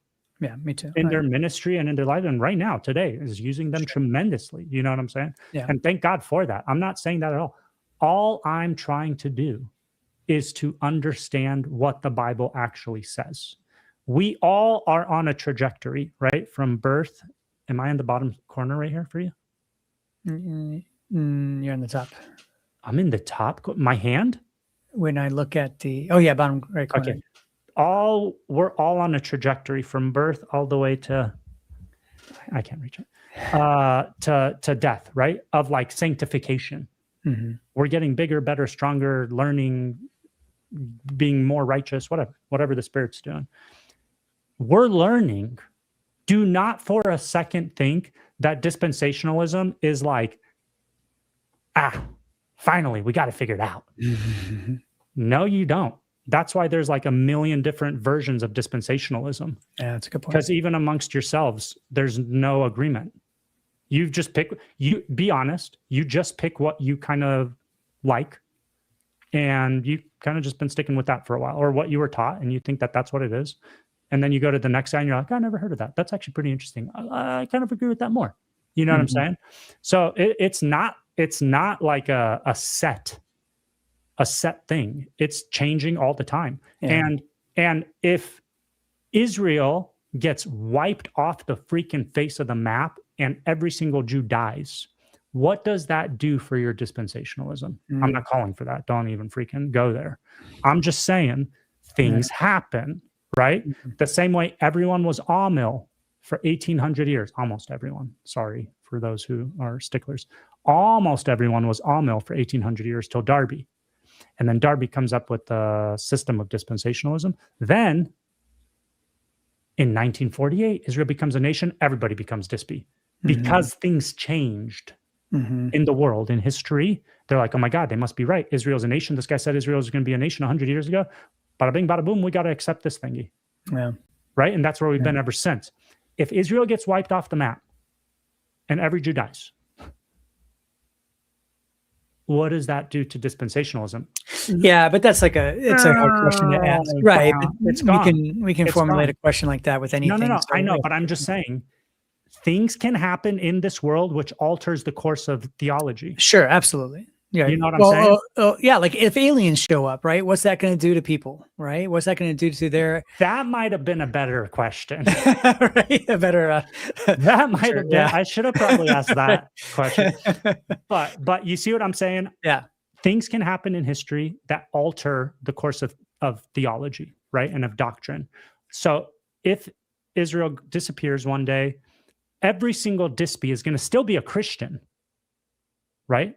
They're still going to be, I hope, they're still going to be a Christian, but they're just going to be like, maybe dispensationalism was wrong. And now what? Okay, maybe Amil is right. So maybe they go back to Amil. I don't know. Or maybe something new pops up. You know what I'm saying? It doesn't matter. That stuff doesn't matter because this is all secondary. What's never going to change? Faith in Christ for salvation. Right. That's never going to change. That's not going anywhere, right? The things Paul gave us as first importance, those aren't going anywhere, man. So don't hang your hat on a system that can change with the blowing of the wind, you know?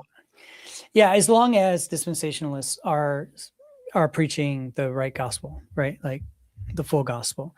Because I think that's kind of a problem. At least that was my experience, right? In the dispensational upbringing that I had, is I don't think I was preached the full gospel.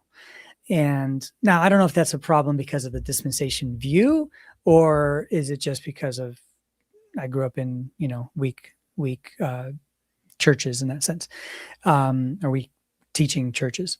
So yeah, that's a question I still haven't answered in my own head. What do you think? What do you think about Carrie's comment up here?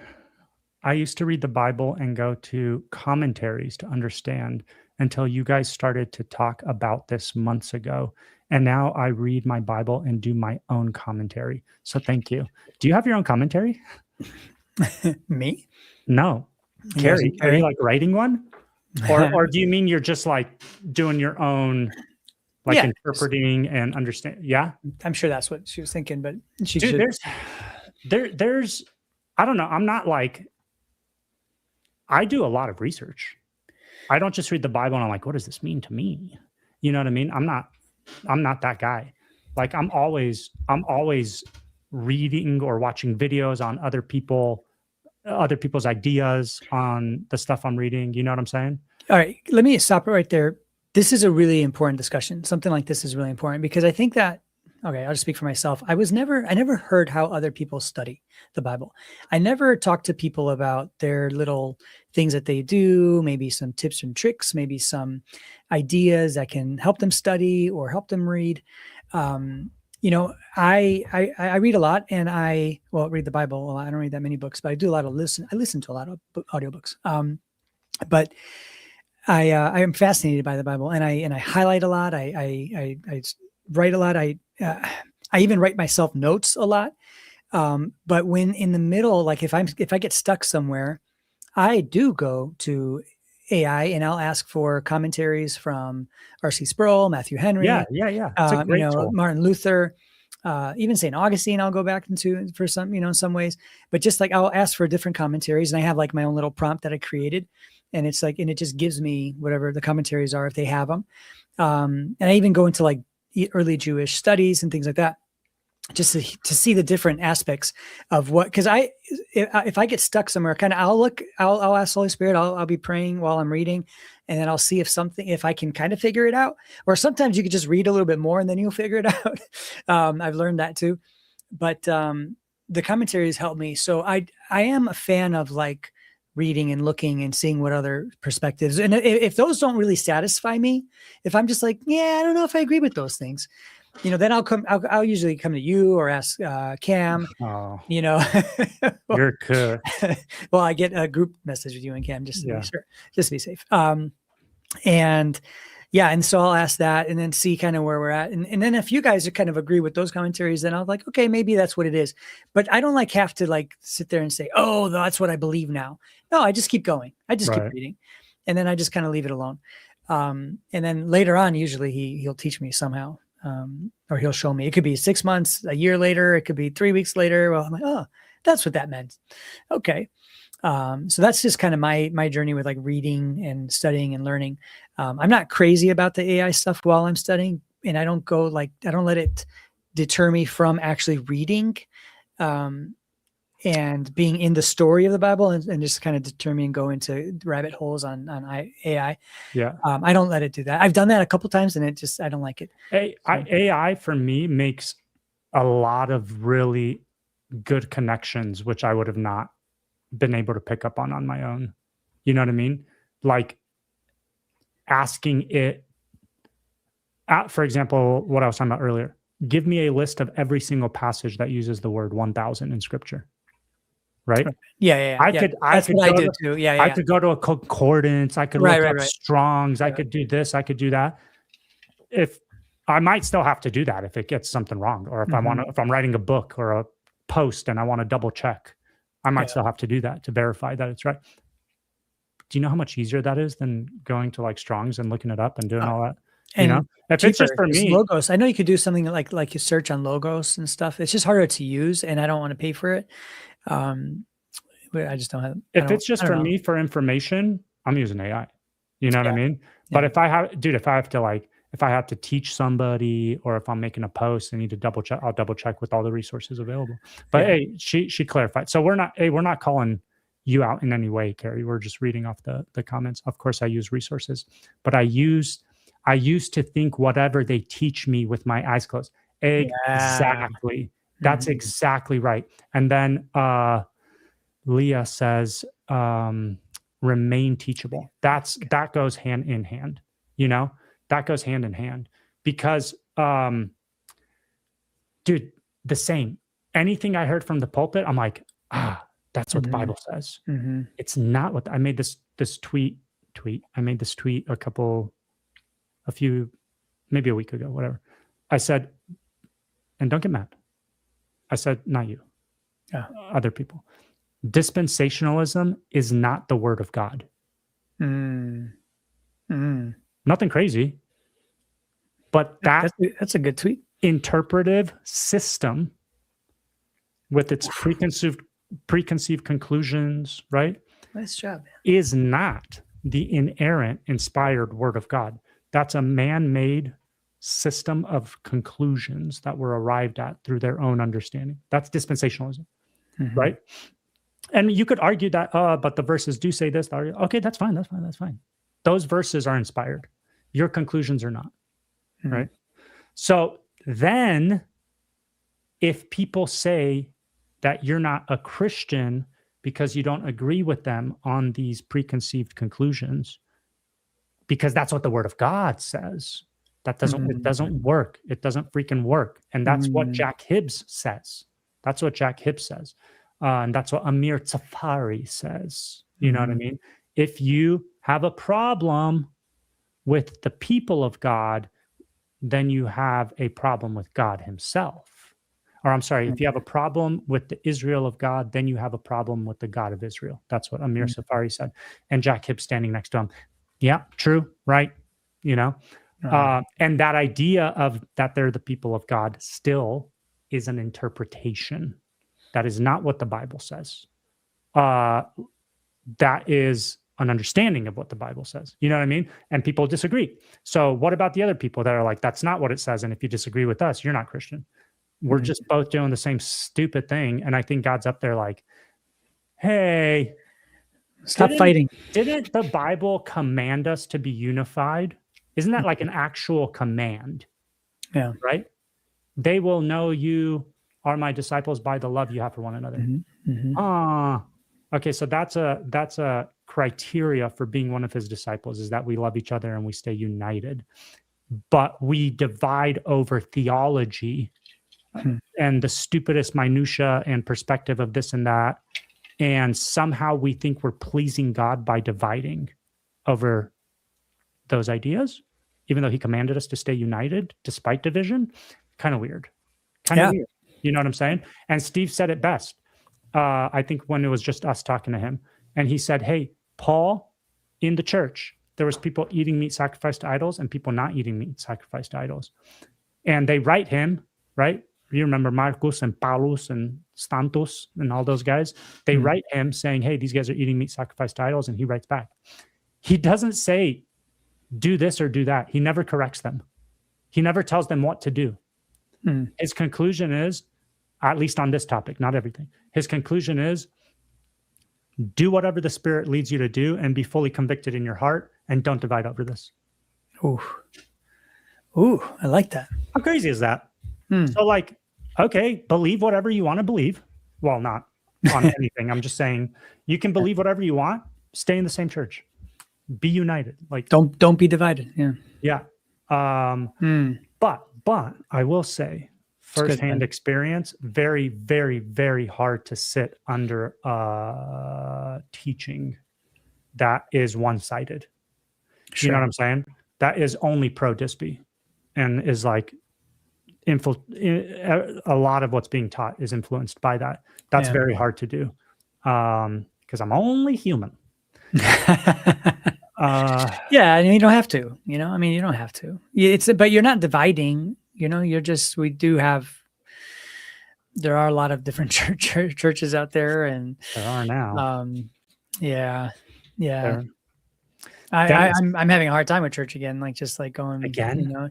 Yeah, just it's just, I don't know. It's just the same thing every weekend, and it's a service, and the service is nice. I like the services; they're nice. But dude. Well, my dad today was like, we were talking about well, you guys should just move to Idaho, and my brother should move to Idaho, and then we could all be together. Because they're like, oh, we have to go see your brother in Romania. We have to be here with you. It's hard. We're getting older. I'm like, what the hell are you guys all doing in Romania? That place sucks. Like, you're not doing anything out there, you know? And I'm like, you guys should just move out here. And he's like, yeah, but you guys don't have a church that you're getting fed in right now. And I'm like, yeah, because we just left our church like 3 months ago, and we're trying to pick one right now, you know? And I'm like, and to be honest with you, I don't go to church to get fed. I don't either. I was just I don't go to church to get fed, man. Yeah. I could watch the best pastors and teachers online. Yeah. That will blow the freaking lid off of any local church pastor here. You know what I mean? I could read the Bible by myself and look up commentaries and resources and learn so much in a matter use of AI and make the connections and just have my freaking mind blown. You know what I'm saying? And oftentimes when the pastor's talking and it's just sucks, I'll literally just start reading the Bible for myself. I'm like, man, I love the Bible. You know what I'm saying? I know. I go to church to sing together, take communion, and have community with other believers, and to have the word of God like preached on over us. You know what I'm saying? Sure. But I don't go there strictly for my feeding, you know? So there's a lot of other things. There's a lot of other things we go for, not just for the teaching. Yeah, I think you could find community. I was back in Jacksonville. I was part of a really, really big church, and I didn't want to be, but God had me there, and I made community. You know, it was a really, really big church, but I made some friends, and it was great. And that's what it started. That's why I was going. I mean, the service, you know, the preaching was nice. It was good. It was healthy. The music was great. You know, taking communion, doing things like that. But the community is what mattered. I actually, and I want that, and I want to go to services. I'm good with that. But I want more in the community, on the community side. I want more of the Acts too. Like I want to see. Dude, you want Compound? Yeah, I do. I would like that. I am going in that direction. You know, I mean, at least in my mind and my heart. But and someone just, I think his name is Adam, by the way. What's up, Adam? Home church is a great answer if you are growing tired of the Bible. Yeah, do it. So this is I kind of did. Now here's what I did. I just sorry. I haven't even read that you have Haker. Thanks for hanging with us. Sorry, I'll get back. Are you censoring them, you freaking commie? No, I didn't even. I just picked. Hey, Cam's with us. What's up, Cam? But yeah, I kind of just did. Now I know it sounds dumb or whatever, but I just started. I just started at home. The last couple. Started what? Myself. Just having church at home. Like I just have on Sunday. I literally just have church at home, and I'm praying for the Lord to bring people if he wants. And so I'm just going to ask people awesome to just come to my, So Wednesday night, I already started. We have a Wednesday night prayer night at my place with a few dudes, and hopefully that'll grow, but it's just a prayer night. Anyone can come to any Wednesday, anytime. And I'd like to do that at home. Now, I'm not looking to start a network of churches. I'm not looking to start a network of home church. I'm not looking for what I'm looking for is is have a church, like start an actual church with people that I can do life with. And I even saying that term, but people that like, I know that we can carry each other's burdens and we can help each other and be no self-appointed. There you go. I knew Cam was going to say something like that. Cam with the zinger. Cam, will you point at me, Cam? We'll point each other. I'm pointing you. And if that goes where someone else comes into my home and then they can do that at their home, then why not? No house church. You say, oh, stop it, Cam. And then they could do that. Why not?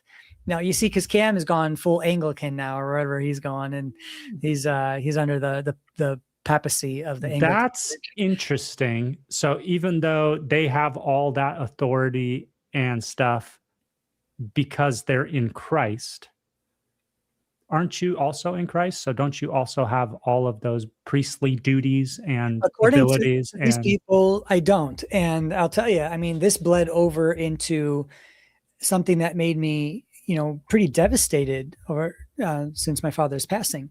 And just to give you an example of what this leads to is, great segue. Thank you. So 2 weeks ago, my father passed away. He had liver, pancreatic cancer, and it was very aggressive, stage 4 when he got diagnosed. So he didn't have a long time. But thank God that he brought me here in the first place to be here with my dad during this time. And I spent a lot of time with him over the last 6 weeks of his life. And it was just amazing. So we're not going to get all sad and stuff. It was actually a beautiful passing. It was, and I kept saying that word beautiful. I got to be there. My brother was there. My mom was there. My sister was there. And our sister-in-law was there. And we all got to see him pass away so peacefully. It was one of the most beautiful things I've ever witnessed in my life, to be honest with you. It was incredible. And just really quick, just so I could share this, he didn't open his eyes for about 5 or 6 hours that day, his final day. And then right at the end, he opens his eyes and he looks at all of us. Dang. And we're looking at him. We're saying, "Hi, Papa, hi, Papa." And we had some music in the background. It was really nice. It was really just chill. It was really beautiful. And his eyes, he's looking at us, and then he just starts to close his eyes, just like slowly start to close as his breathing starts to stop. And then he was gone. He left. It was incredible. He did have the, like after a few times, I think it did it 3 or 4 times, but it was just so peaceful. It was beautiful. Now he did something that I wasn't the only one that witnessed it. When he looked at us, after he looked at all of us, he looked past us. And we were kind of like, I was like looking up. I was like, he sees something. And my sister-in-law saw it too. She's like, look, he sees something. He sees something. That's when he goes.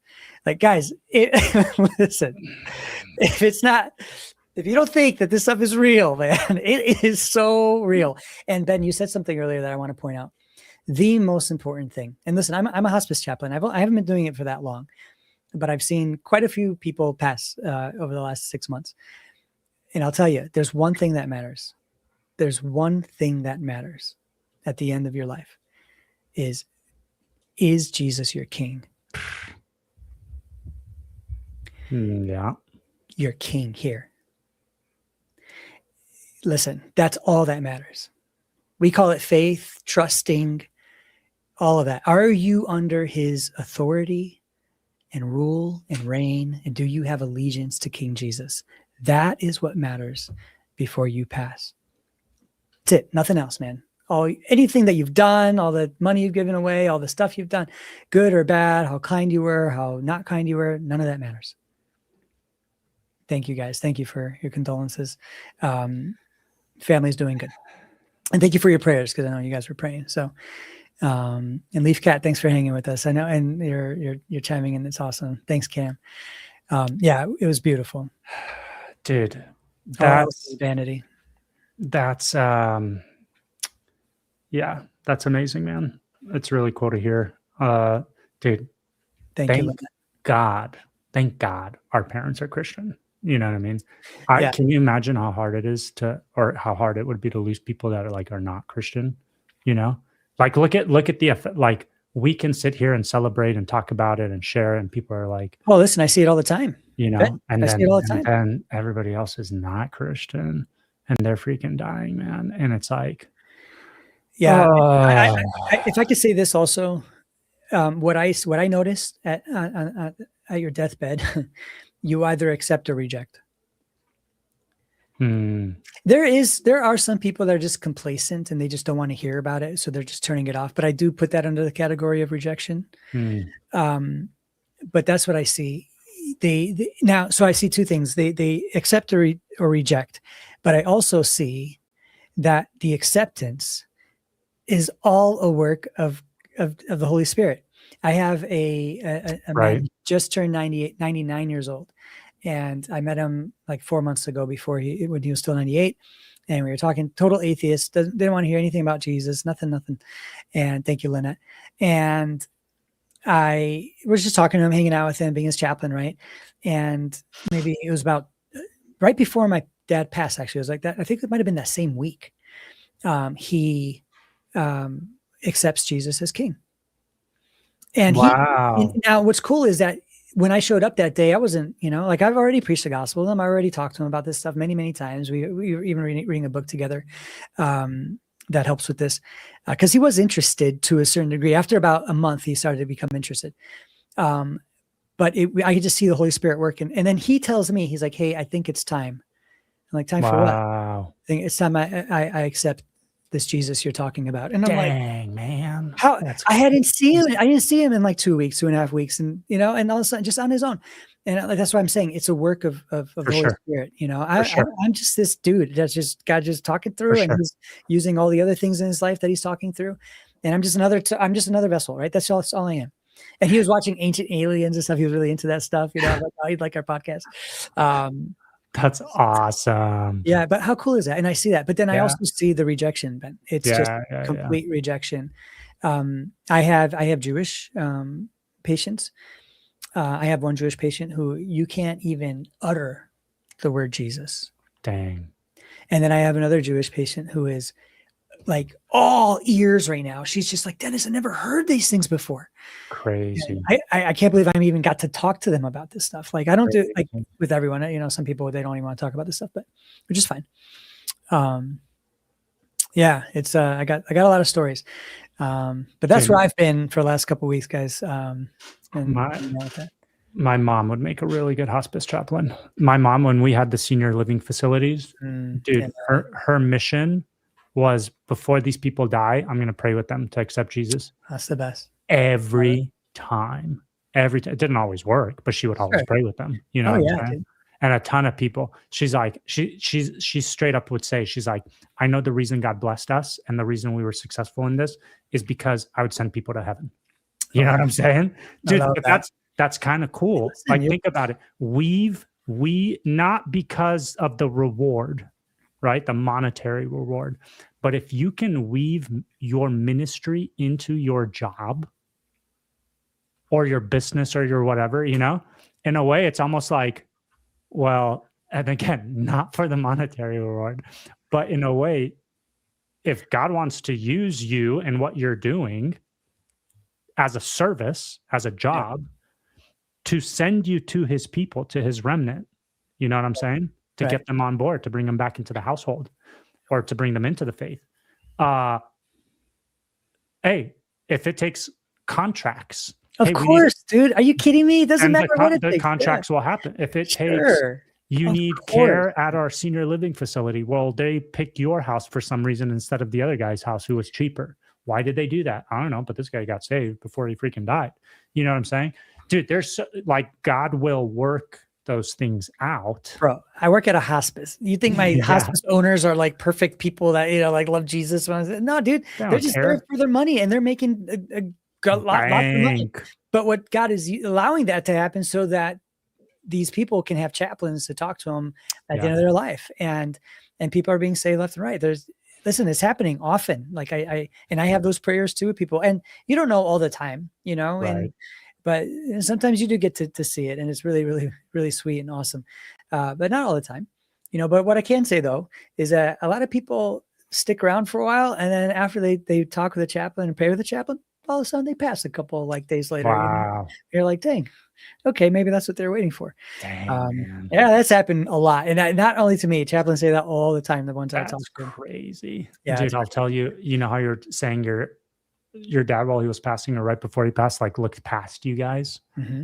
Dude, you want me to give you, and you know how we were talking about how churches could get kind of, Romanian churches with religion and with they get fixated on their theology, and it just doesn't become about Jesus anymore. It's just this this weird, and Romanians especially, I shouldn't say that. It's just our exposure, Sure.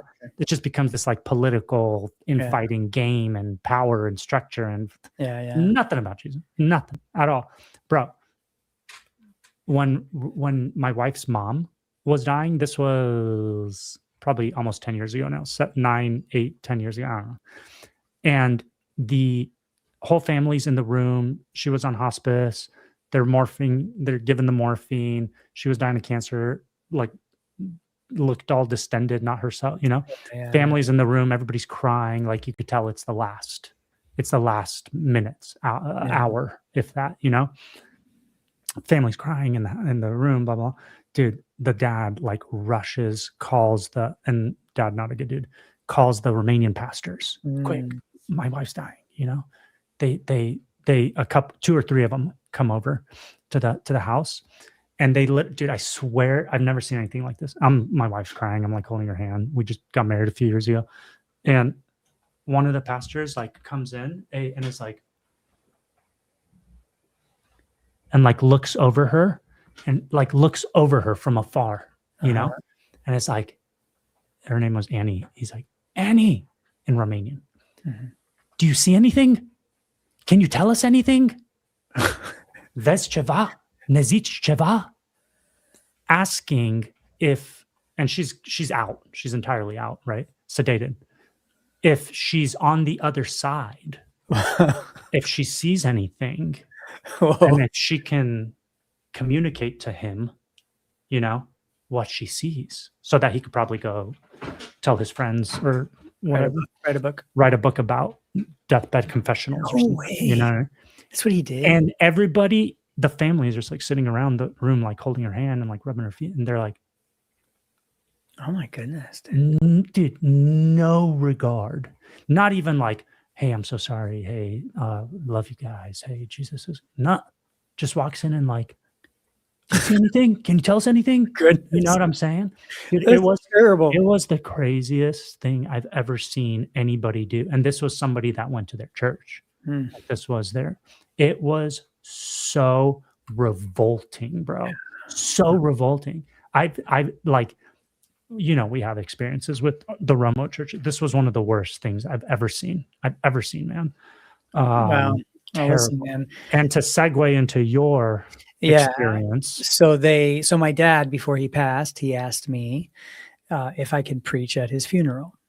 And he said, I don't want you to talk about me. I just want you to preach the gospel. That's all I want you to do. That's rad. Preach the gospel and let people hear the story of Jesus. And again, my dad and I spent a lot of time over the last 6 weeks of his life together. And so we had a lot of chances to talk. I was a chaplain and he couldn't talk much. So I got to talk a lot and he got to listen, and it was really cool. And I was honored by that, right? I was so floored by that because I was a singer my whole life. I wasn't, you know, and I never preached in my life or anything, but like, I was like, absolutely, Dad, I'd love to do that, you know, and like to honor my dad, to honor the Lord. What a great time. What a great opportunity. And so, you know, I'm preparing for it, and my family knows about it. They're happy about it. You know, I've told some friends, some close friends, and then we meet with the church, to go over the plan, the whole thing, the funeral service plan. And then he said, you know, we're like, well, this is, my dad asked me to do it. My brother was there. He knows all this stuff. And, he's like, oh, I'm sorry. We can't do that. We can't let you preach. And I'm like, why? Like, well, what did I do? And then he's like, because you went through a divorce. And yeah. And, you know, I thought of, God. I know. And I thought of like not talking about it, but then I'm just like, well, look, I think we need to call this stuff out. Like, you know, I was devastated. Absolutely. I was so hurt. You know, I wanted to give that to my dad. Of course, I want that to, unreal, man. My mom was upset. Everybody was upset, you know, and unreal. And it's like, we couldn't do anything about it. Dude, no regard for the people, the family, the person passing's wishes. Zero. Yeah. It's all about them, their system, their rules, nothing about Jesus. Zero about Jesus. And you can't, so I couldn't get into it. I didn't want to get into it. Obviously, I want to be freaking kick that guy in the head. My brother was like, he stepped up because he was like, he knew, like I was like, but I was more like sad. I was hurt, you know. Of course. And so I got really quiet, and then my brother like really finished off the rest of the meeting. But you know, at the end too, he's like, "Man, I thought that might happen," because he's part of the Romanian system still. And I'm like, "Really? You thought this?" It didn't even cross my mind. He's like, "Yeah, I thought maybe I just didn't want to, you know, say anything because maybe not." But you know, then I was talking to other people about it. Just not a lot of people, just a few like family members and things. Yeah, Pharisees. That's exactly what I said. Dude, exactly. It's the Pharisaical thing, and that's exactly what I said when you text me this. But here's the thing, you did, yeah. Now here's the thing, though. Like even when you talk to people about it, though, who go to that church, they'll stand up for it or they'll say like, yeah, you know, that's probably not nice, but that's just the rules, and that's just, you know, we just have to respect them. And I'm like, shut up. What rules are you talking about? Man-made rules over what? Shut up. Like, do you understand the gospel? Do you understand? Like, Ugh. and listen, it's not just me. I'm sure this has happened to so many people, but like it happened to me this time, and I was devastated. And I tell my mom, like, I'm never going to set foot in that church ever again. But like the vision that it causes, the judgment, it's just terrible. And I did kind of plead a little bit, it's like, hey, and my brother even said, like, listen, the Lord did this incredible work in this. Exactly. Like, you don't want people to hear that because of your stupid self-righteous rules. Yeah, man. Dude, get out of those places, man. I was pretty upset for like 2 days. Like really, I was really like down and upset, and I haven't felt like that in a while. And I was really upset. And then I thought about it, and I was like, this is God's fight, And I said, this is not a fight between me and this other guy or whatever, or who should speak, who shouldn't. This is a light and dark fight. This is between God and what he's trying to do and what the enemy's trying to do. And guess what? The enemy won that one, at least as far as that situation. And now I did talk to the other pastor, and I asked him if he could preach the gospel because I couldn't do it. So I'm like, can you preach the gospel and nothing else? That's what my dad wanted. And he did. And he did an okay job, I thought. But yeah, so, and the Lord will still work, of course. But it just goes to show you like kind of where this thinking can take you. And even the people that you talk about with, they just kind of fall in line. They're just not even like, they don't even want to challenge it. Dude, right? But think about it, Dennis. They don't know anything else. That's what they grew up under. To them, they probably think that that's normal. Yeah. Because, oh my God, how could a divorced person speaketh from the pulpit? You know what I'm saying? Like, your church is always going to mirror its leader. Your company is always going to mirror its leader. You know what I mean? What you put out there as that's true. The man, the figurehead, is exactly what your family's going to mirror the husband. You know what I'm saying? So what else would these people in these churches know other than what their pastor is putting out there? They're going to mirror him. Yeah, because they don't read the Bible. Dude, so, for sure they don't. No. And instead of the story of like the prodigal wayward son coming home and repenting and reconnecting with their father before they die, like this, and now leading people to Jesus and the story of what God did in your life and like this incredible story. Yeah. Instead of that getting preached at your dad's funeral, which was his request, these guys are like, ew, no, you're divorced.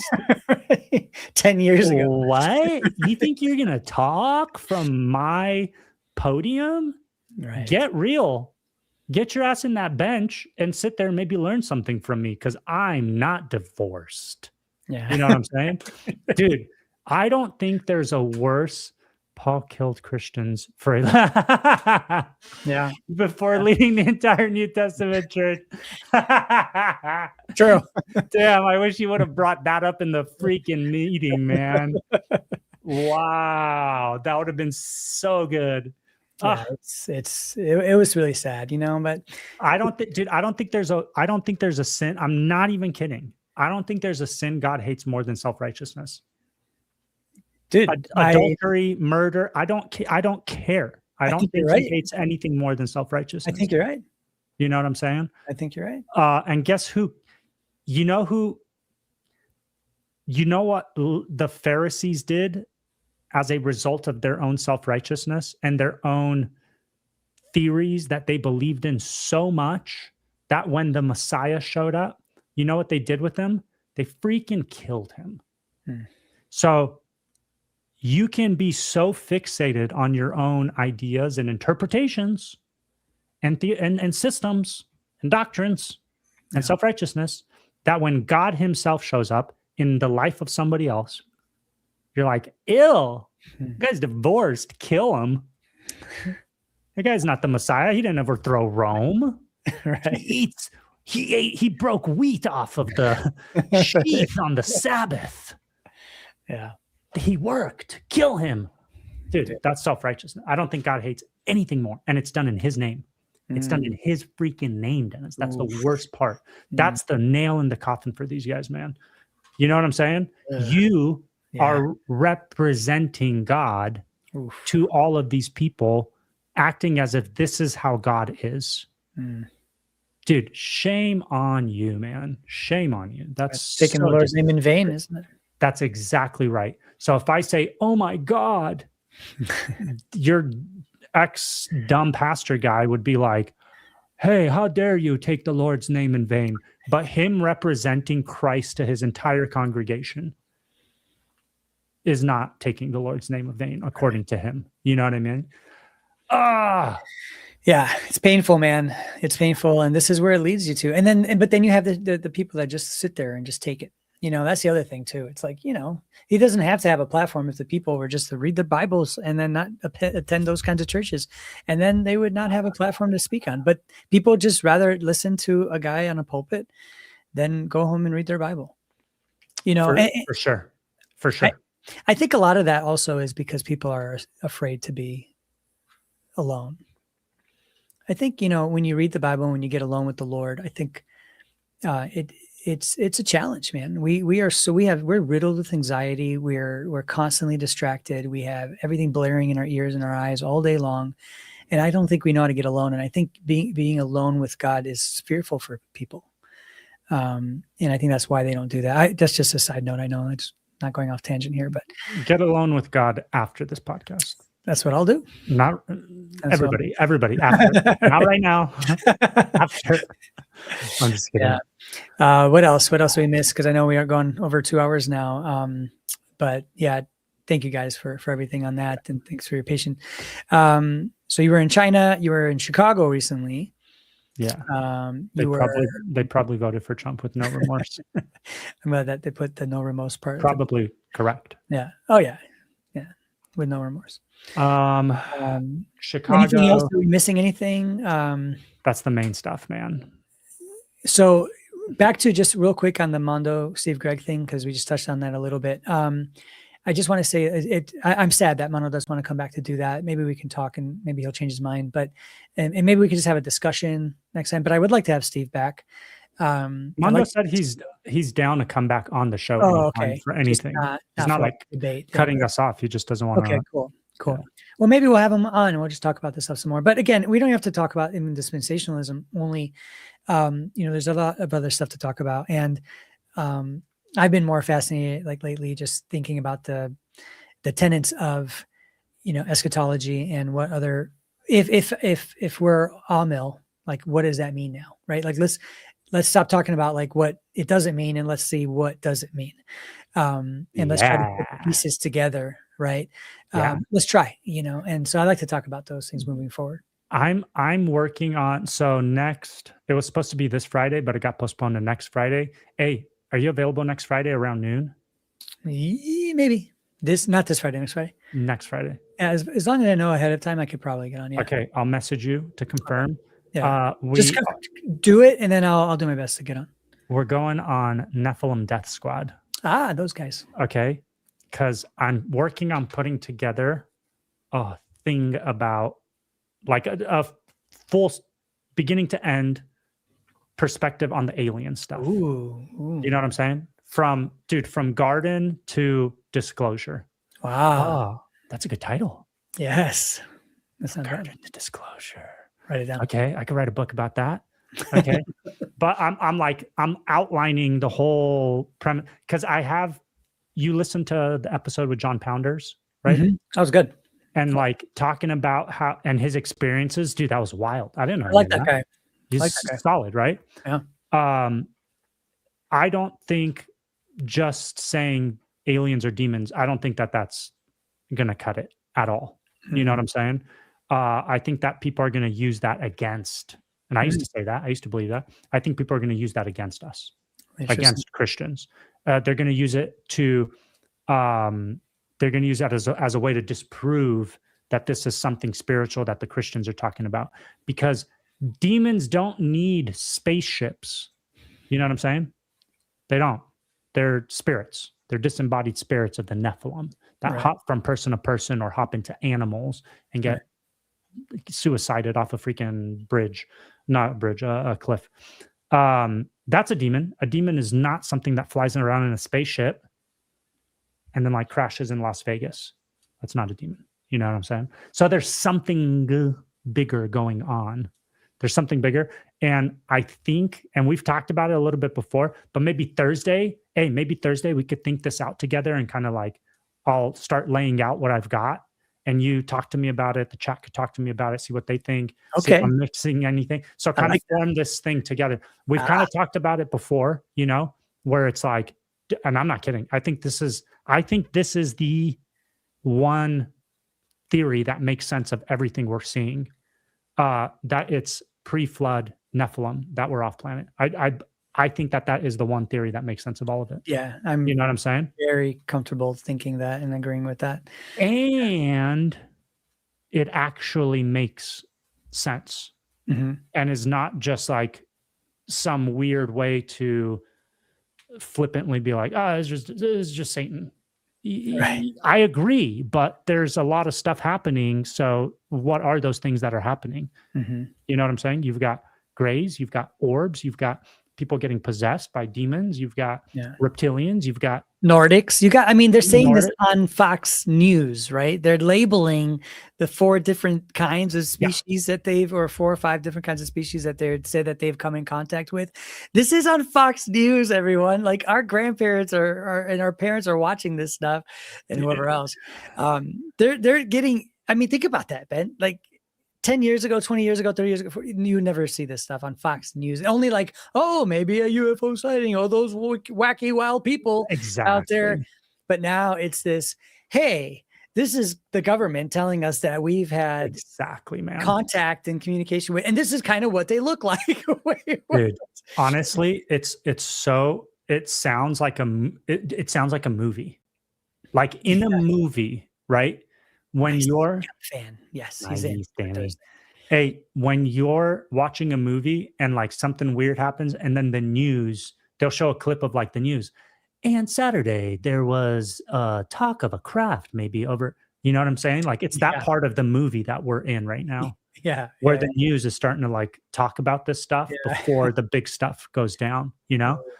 Dude. But I specifically remember maybe like 3, 4, 5 years ago, somewhere around there, when I thought to myself, I'm like, dude, if this stuff ever if aliens ever goes mainstream, they're totally going to start talking about it in the news before it goes, it blows up, before the full disclosure, before they actually appear. Of course.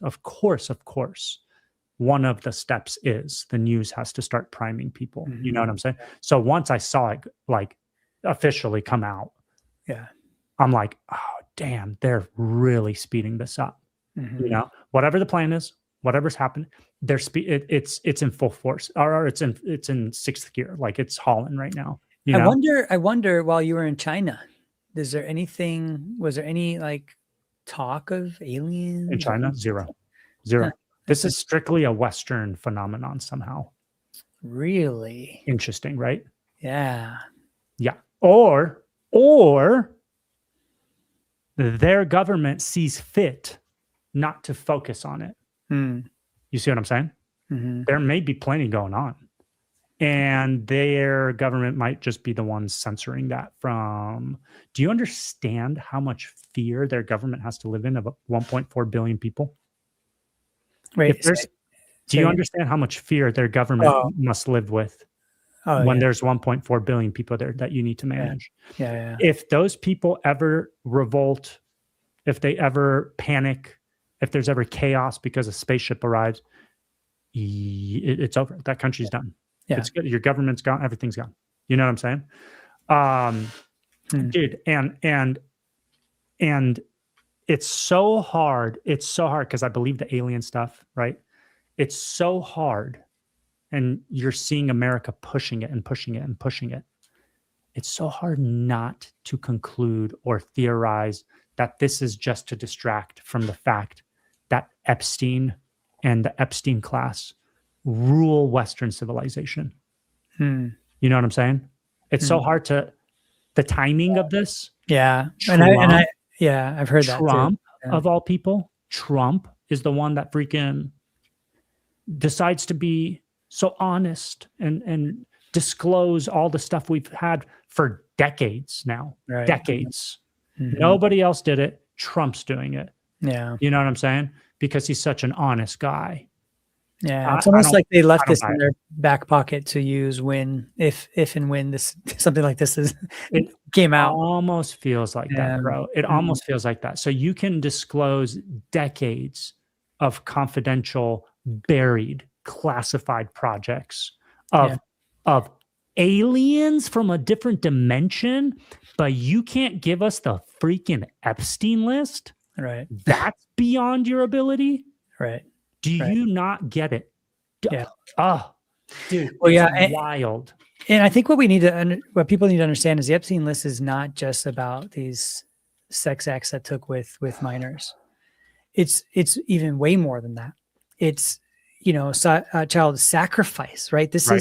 It goes so much deeper than, what we're told that, is the only problem, which is in itself is a huge problem, but there's so much more that's there. And they're just not talking about it anymore. And people are not even asking, so I'll post that sometimes on a comment. I'm like, how about the Epstein files? How about the Epstein? Like, I don't care about this stuff. Me too. And then people will dog on me. They're like, aren't you, like, why are you like talking about this? Like, just shut up. Dude, those are bots, bro. Those are bots. No, you think so? There's no way. There's no way anybody, unless they're like Trump hards,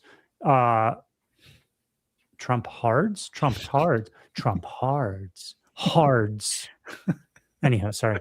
And I voted for Trump 3 times. I'm allowed to say it, right? It's like the black guy that can make black jokes because he's black, right? That's me. So who, no matter what he does, no matter what lie he says, no matter anything, right? Do you remember when he said I could kill somebody on Fifth Avenue and people still vote for me? Those guys, Trump hards, I'm not taking it, but okay. I'm not going to take the Trump hards, but go ahead. That's not bad.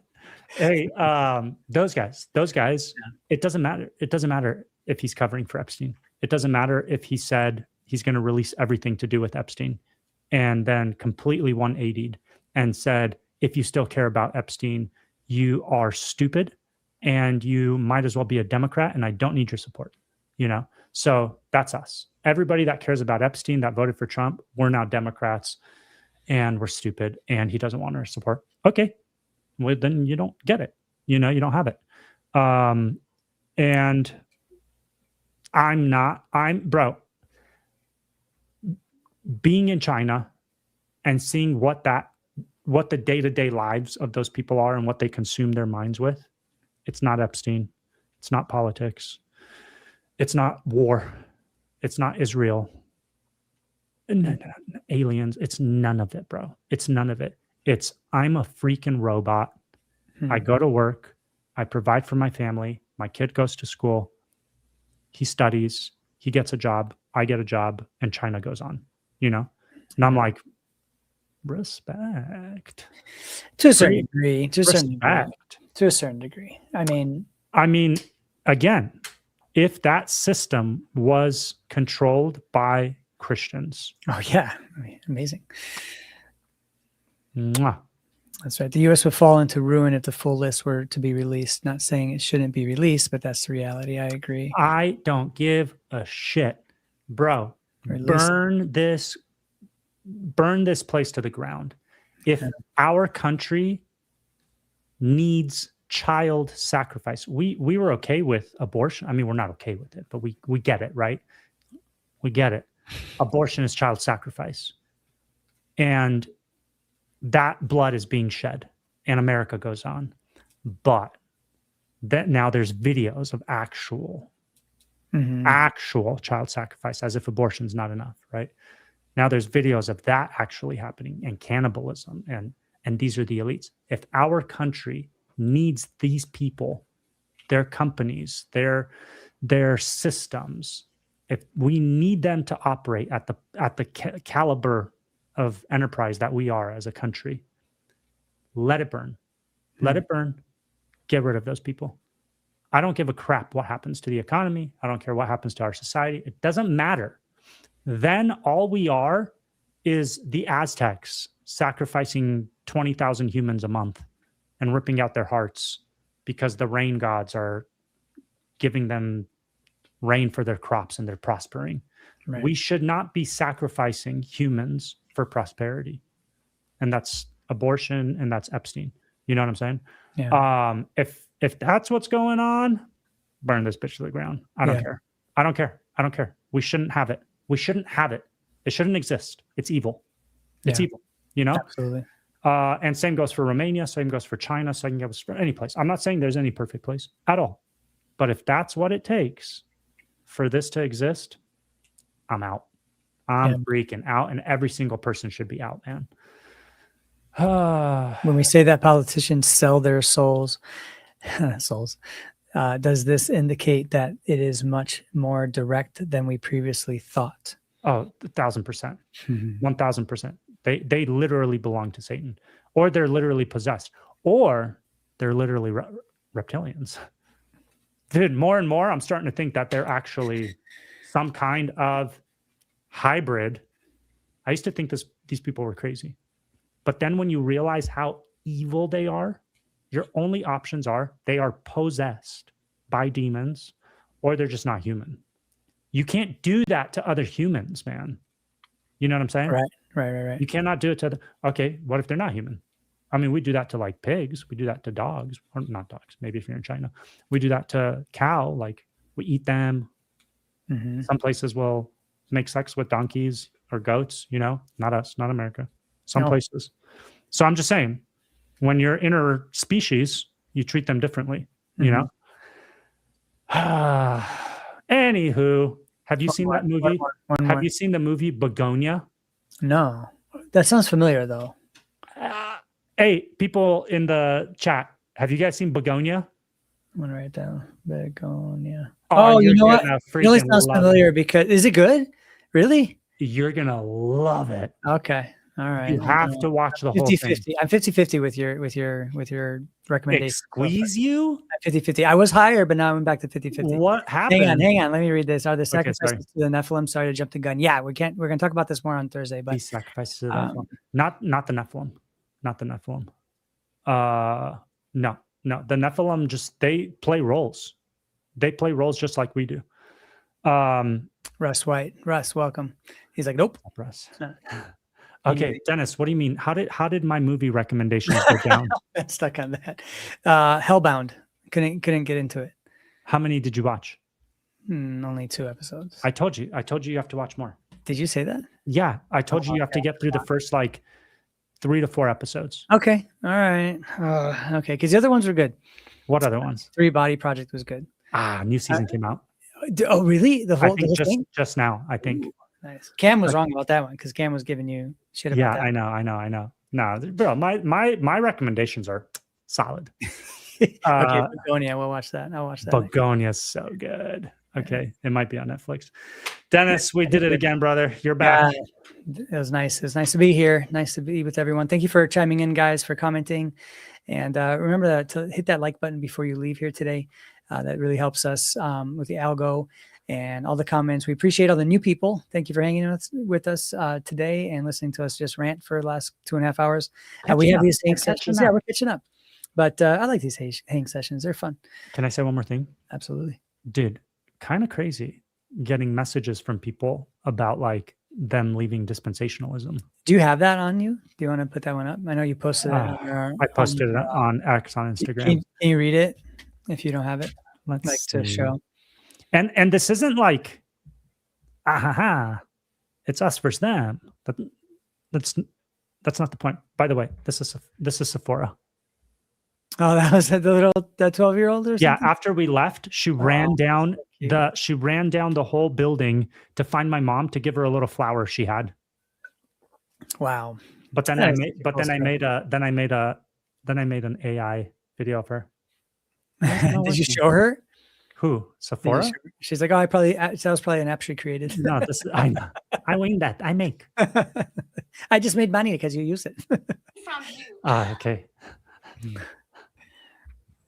I will take everything from you. Oh my gosh, what is that? That was Sephora coming for our jobs. I sent that to a friend. So someone wrote us, I found it here. Someone wrote in and they said, hey, thanks for creating such an interesting podcast. That's awesome. Thank you. I am coming out of dispensationalism as a result of listening to you and Gregg, sorry. I now think partial preterism makes a lot more sense, but it is very challenging to try to explain this to my dispy friends and family. It's tough because I can't just let it go since it heavily influences how I understand the word of God. Mm-hmm. It does. I care about the truth and exposing deception. Amen. We need an ex-dispy support group. Love you. That's and funny. Peace and blessings. Thank you for that comment, Drum Matrix. Thank you so much. And we've heard more of these. This is not the only one. He's not the only one. And that's how I feel. I felt like this 6 months ago, 8 months ago. So yeah, I mean, this is, again, we're just talking about these things where we are coming to an agreement on a lot of these things. Another one we need to talk about is Little Season. We got to dive into that a little bit more, I think. I don't know. Okay. Yeah, not like, yeah. The thing is, it's picking up steam, bro. Yeah. I almost feel like we're like the cleanup crew. There's these things out there and we're like, hold on a second. I don't know if that's right. Mm-hmm. And then I go like full autist and spend a bunch of time like figuring it out.